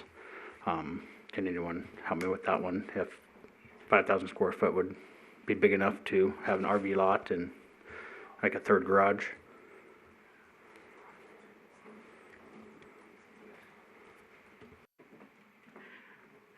I think just in terms of one of our options, or maybe even both of our options, our first two, and I think all the other builders look to do the same thing from a transitional standpoint, was obviously to keep the larger homes down near the existing larger homes. And I think what we've all tried to do is handle both of what some of the concerns that you guys are talking about. One being an affordability play, and the other being staying consistent with the zoning. So it's kind of hard to look at both. And as you saw, like our third option, we actually provided, I think you did mention that only Storybook was the only one that provided an option without changing the zoning, and I think our third option does not either. Our third option stays with the existing zoning at 7,599 square foot lots at 70 by 120. So, I think we've provided, and each one of us have tried to do that in trying to, again, solve some of the affordability play along Adams, because that's probably a perfect place for a higher density, smaller lot. And no, those homeowners most likely wouldn't have the RVs and the toys, but they would be able to afford a home in Boulder City. And the ones that have the RVs and need those spots, they're going to go to the R17 lots, the 70 by 120s, and they're going to go on the other side of the property. But it was just our best, effort to try to handle both of those issues for you. Thank you. Councilmember Adams? Oh, yeah, sorry. I have an answer for our R15s. The R15s would not accommodate the toy storage, but the R17 piece would. So there would be enough in the setback area, plus we would have 3-car garage space. And just for reference, R17 is what we find typical here in the homes built after the 70s. The Lewis homes below Adams, commonly referred to as the Girl Streets, Del Prado, those are all R17s. Thank you, Mayor. I guess just with regards to the proposals, I do like the diversity that is offered by the Toll Brother proposal here. I especially like the amount of green space that they've laid out, the linear park down there along Bristlecone. I think those are really important for communities to have. With regards to discussion about, zone sizes or whether these should be R17, R5, R10, R15, I think, and it's been brought up, mentioned here already, one thing our master plan does say is that we do need to look at diversity as we develop, and we have to do that because of our growth control ordinance. So I don't think our growth control ordinance should be used as a reason to only grow, to only build and develop large homes for, the affluent and those who, can basically pick up and move wherever they like. The idea behind it is that because of our growth control ordinance, we need to consider additional types of housing when we do, the rare times when we have the opportunity to develop. So I would be very concerned if, once again, as we go through this process, that we don't even consider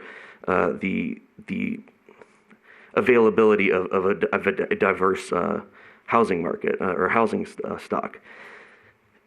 That being said, these are not going to be cheap homes. It doesn't matter. There was I think a 700 square foot home that sold for almost $300,000.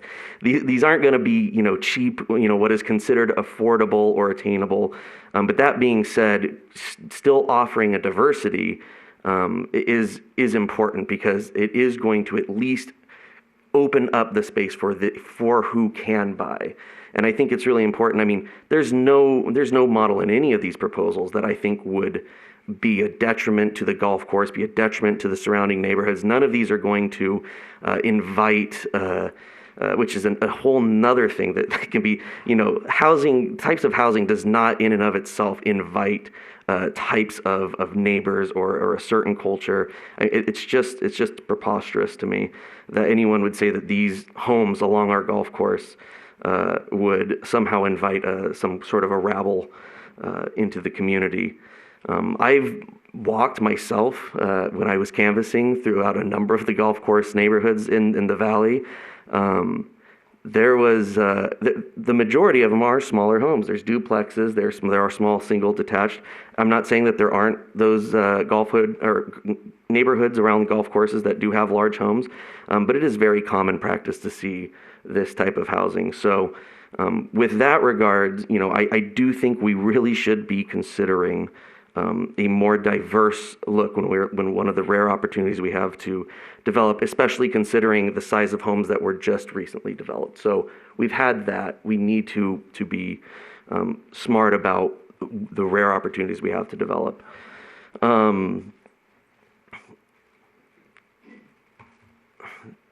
I guess one of my questions is, and now looking at this with the price difference, one of the discussions, one of the comments that was made was, more homes, the better the sale price potentially for the land.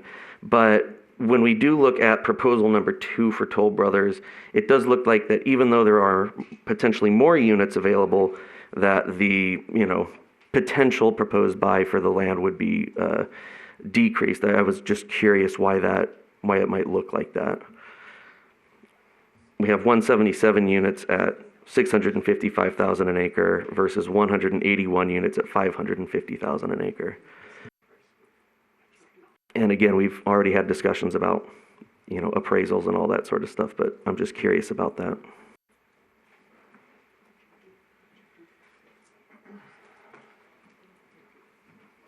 Good afternoon, Robin Hogan with Toll Brothers again. Proposal number 2 includes the duplexes. The duplexes have a slightly higher construction cost because of the shared wall and sell at a lower price than a detached home. So in that case, while there are more lots, it doesn't offset the purchase price.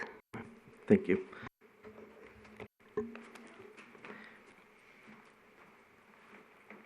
I think another comment that's been said is that R15, somehow, might make us look like Henderson. I think it's also been mentioned, if you look at the majority of our downtown areas, some of our most valuable homes in the historic area, they are on lot sizes of that nature. So you can have beautiful homes on small lots that are, very in demand.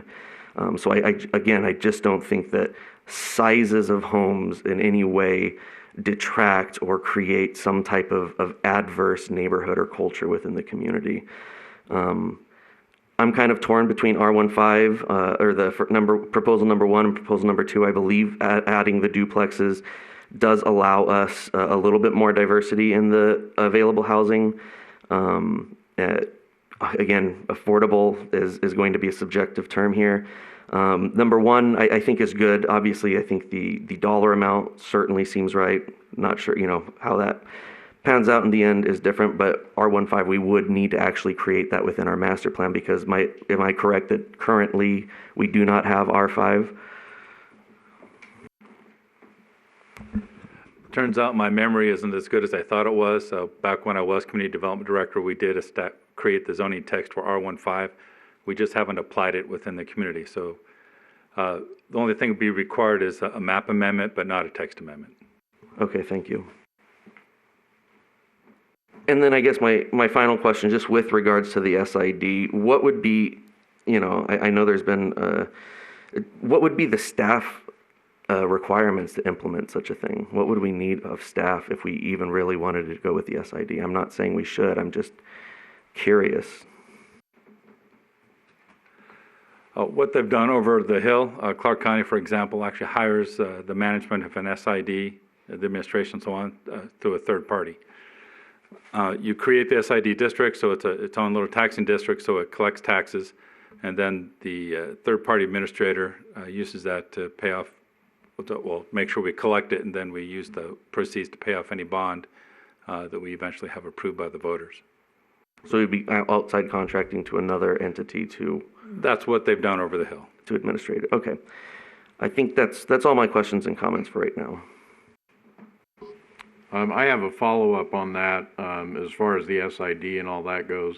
There are assessments, a lot of assessments that are, utilized. That's the traditional way, where there's a lot of assessment and it's paid through their property tax bill. Other models is where they're billed directly, separate from their property tax, and they're collected and then act as a lien against the property if they're not So paid. these don't necessarily require a sale of a bond. Well, if we would construct everything up front, then use the proceeds to pay off the bond. Well, again, the assumption is that the only way to do this is via bond.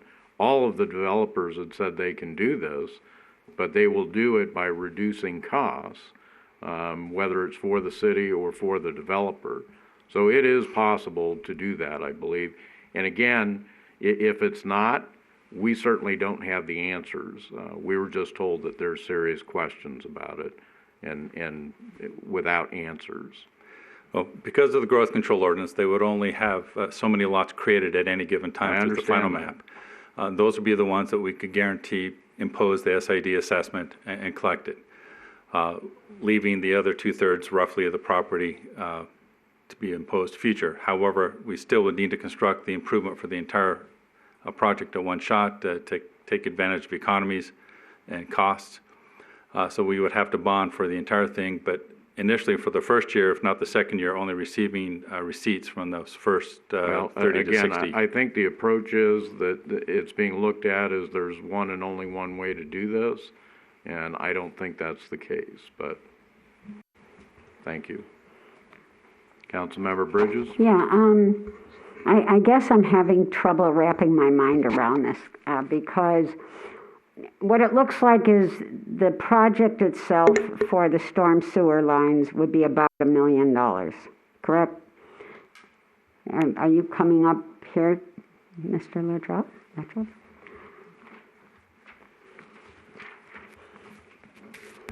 The project was originally designed back in late 2015. We used the engineer's estimate from back then and added inflation to that. So back March of this year, we came up with about 1.4. You add some more inflation to that. We're looking at about $1.5 million to construct it. So it's going to cost about $1.5 million, and it's something that no matter who we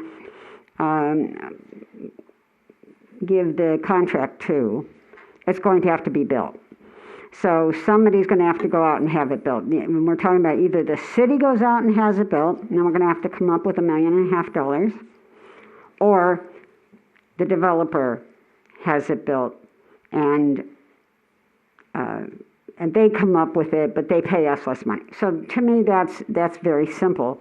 I'm not sure how there would be any other approach to it. We're going to have, if we pay for it, we either have to take money out of our cash, or we have a bond. And if we have a bond, if I'm correct, then it's over $1 million. We have to go to the public for a vote a year from now. So and their estimate and the difference between what and the developers would pay versus what it would cost us is they're estimating about $1 million in the difference. But that would also be dependent upon the appraisal. So I'm not sure I understand how that's more than simple math, that if we have them do that. I feel like I'm missing something here, how there's anything more complex about. Let me try and give you my perspective on it. In what's being presented here is that the city either takes less money and has the developer do it, or the city pays for it. Mm-hmm. So what's out of that equation, what's not simple math there is that because this project is being done for the benefit of whoever buys those homes, is that there would be an assessment placed on each of those lots where they would pay the cost of it. So the cost isn't either the current residents losing money by having the developer do it, or by the city having to pay that money out. The cost is directly assessed to the people who benefit from the work. That's the difference in the equation. I understand that scenario, except it sounds like if it takes 3 years, or 4 years actually to build enough homes that everybody would be assessed, how is this being paid for up front? How is this, or is it only built in sections as we add parts of the development? As I've mentioned, I don't believe that the information that staff has provided here covers the options that may be available on this. And other than saying that there's serious questions about it, as I've mentioned before, I don't believe there's serious answers to it. Mm-hmm. Councilmember Jorgensen? If I'm looking at it correctly, and you say those two different ways, but you say possibly more ways could be available, but in two different ways, then we have the process that we have to wait because it's over the million, and it has to be voted on, which is maybe, maybe not, right, depending. The other process is that if the builders or developers pay for it, I have a question there. You talked about needing us to go in and do all the improvements for the entire land at once for that storm drain. Is that also the developer would have to do that too? So they would be outlaying that capital right away, maybe, and hopefully would we have to pay that back if they decided not to purchase or go forward with the second 2 installments? If the city were to construct this, and I'm assuming the developer would do it the same way, you start at the bottom and work your way up. But it kind of depends on how they take down their 3 phases or however many phases they choose to do. But if I were to construct it, we would start at the bottom and work our way up. If they're going to start at the bottom with their first phase and the city's still constructing the storm drain, we would start at the bottom and do it the exact same way. It'd be cheaper for us if the city was doing it to build the whole thing. Otherwise, we'd have to pay multiple mobilization fees and markup and everything. Is that how a developer would do it too, or would they only phase in and do portions as they did that phase? I would see them only doing their half-street improvements, including the storm drain, as they did their phases. But that might be part of the negotiations too. Okay, so one way goes to a vote, if we do it, which postpones this, even a longer process. I'm not sure we have that legal question answered. Who can answer that? I don't know if I can fully answer it, but why couldn't we, if we decided to go the route the city pays for it, why wouldn't we just do it as a CIP project? We'd have to figure out how to collect the money from the applicable residents after the fact, if that's the route we decided to go, but I didn't know that we would have to go to a vote just to build a CIP project. We have general fund, but that's also a council decision if they want to use $1.5 million of that. As I say, I don't think we have all the answers that are applicable here. Anyone else?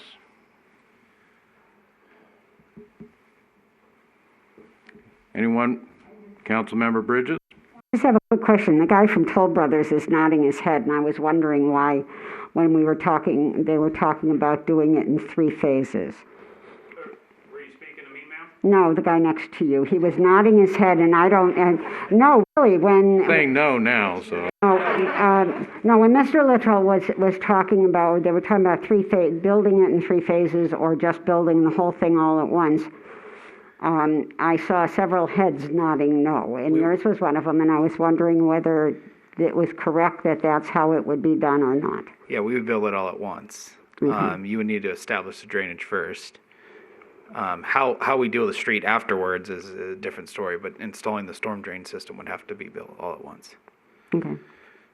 Thank you. Does that answer your question? Yes, it did. Right, I thought that's what you meant, but I wanted to confirm.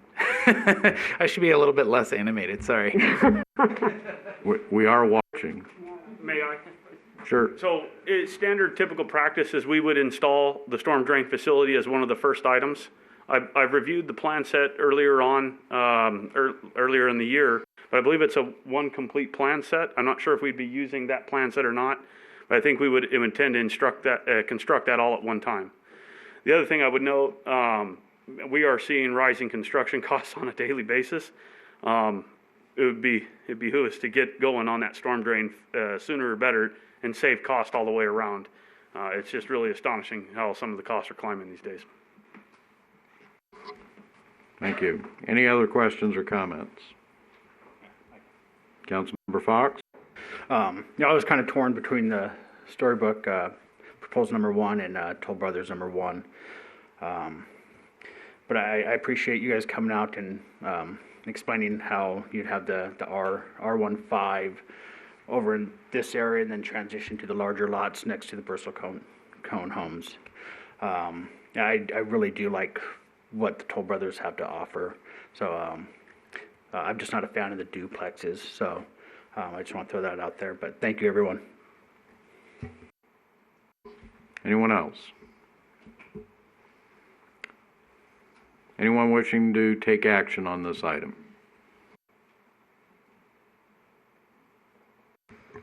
Councilmember Adams? I did have one question. With the current resolution as is, it does mention in there at a land purchase price, but as has already been mentioned, the current, we still need appraisals and everything. Is that relevant, having that price in there? Is it important that we still have that? Is it problematic, I guess, is more of the question. Well, you would be selecting the proposer and the preferred proposal. Regardless, we would have to have it appraised, and if the appraisal came in higher, they would have the option to up their payment to match the appraisal, or, which is possible, the appraisal may come in lower, and we would still want them to honor their initial bid. But the way it's written is to identify the proposer and the preferred alternative. And if you would like to amend the resolution on the floor to make that clear, that's certainly your prerogative. I just wanted to make sure it wasn't going to be problematic, considering everything. I guess then, in considering Mr. Fox's comments, like I said, I was torn between the proposal number 2 with the duplexes because I do feel it adds a little bit more variety. But if Mr. Fox is a little bit more comfortable with the R5 and perhaps other members of council are more comfortable with the first proposal by Toll Brothers, then I would move to accept that first proposal by Toll Brothers. I would agree and accept that. Or Are you seconding the motion? I am seconding that motion, Thank but you. with All those in favor? aye. Aye. Aye. Any opposed? Opposed. Nay as well. Motion passes 3-2. Again, thank you all very much for coming, making the proposals. I know there's an awful lot of work that goes into this.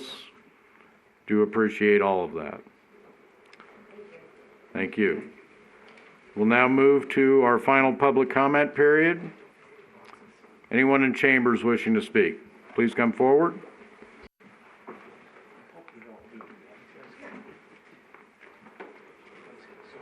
Please state your name. Doug Shepman, Boulder City. A couple of things here and I like the fact that Toll Brothers, and believe me, I've been a big fan of Toll Brothers for a long, long time. I served with honor on the original golf course construction committee. I was appointed by council back then. Contrary to what Mr. Mayor had said within our committee, there was always a discussion, and that's why we laid out the land around the golf course for future development at some point in time if the council decided to do that and the citizens of Boulder City decided to do that. I would hope that you don't take money, and I don't believe you did, as the driving force of this thing. I think the key to this in Boulder City, it's one of the last available golf course developments in all of Clark County. So I would like to see it done right. I'm glad that Toll Brothers is involved in this process. I was a little bit disappointed in their concept of their homes and trying to change it from an R115, 110 on some of it. I would like to see the R115 remain in part of that negotiations when it comes to the zoning side of things. You know, I've toured almost every one of the Toll Brothers developments as it was being developed in Clark County. I love the Mesa Ridge development in particular. I think there is a spot in Boulder City where you could have larger homes that would be more indicative of those homes that are in existence on the east side of Bristlecone for right now. Take that into consideration. The thing that you're talking about on the duplexes, quite frankly, way back when we laid out that land, there was a discussion way back then about the possibility of having some single-story duplexes, which I think are in high demand. They could be only on that area, however, on Clubhouse Drive. I don't think it would be appropriate to have duplexes that you have in some of these plans where you would have an R115 bordering the golf course on Adams, and across the street you would have a single-story duplex. I don't think that would be wise plan. However, I think for adding more diversity, there certainly could be something to come into play along Clubhouse Drive and that small parcel of land there. I think the main thing is it's Boulder City, and let's keep that in mind as to what we have, and has been mentioned about its project is going to be here for a long time in the future, and what are we going to be proud of years to come. One other comment, and I say this on reservation because the fire chief is with us, and I know Toll Brothers had talked about doing a value-added project. We've had a temporary tent facility out at Boulder Creek as our convention area for Boulder City for a very long time. And since this project borders that, wouldn't it be nice to have a value-added project to build a permanent, larger facility and get rid of that temporary tent out there so we could have a place for larger groups to gather and things that are... That facility out there is heavily utilized currently. We would love to see it continue. Thank you for your time. Thank you. Anyone else wishing to speak in the final public comment period? Ms. Hoskins, again, please state your name.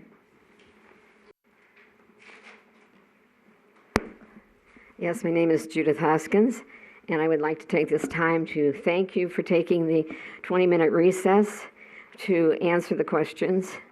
I think that a lot of people do not know that what happened before. I believe that we had an open meeting law violation set against us, and then that was dismissed.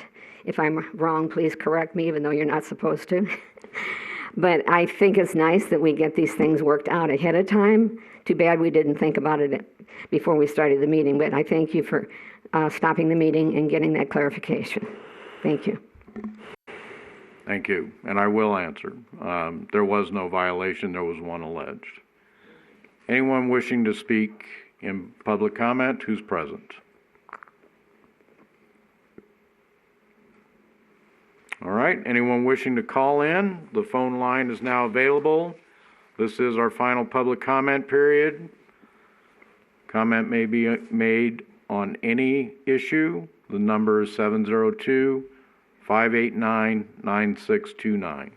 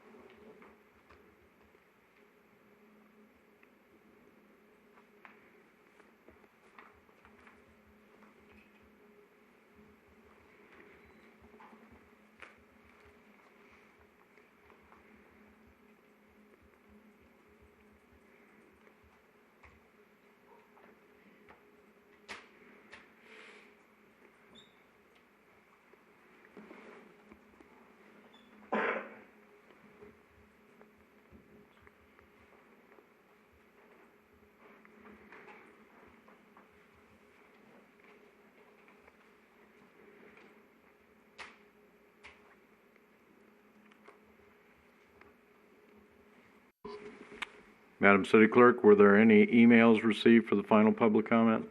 No comments were received. Thank you.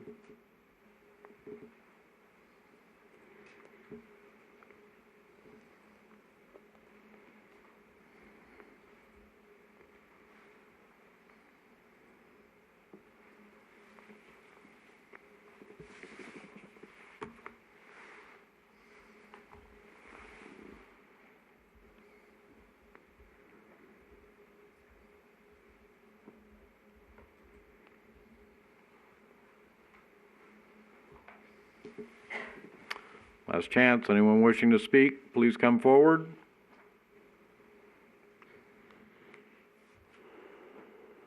All right, hearing no others, we will close the public comment period. Again, thank you all very much, and we're adjourned.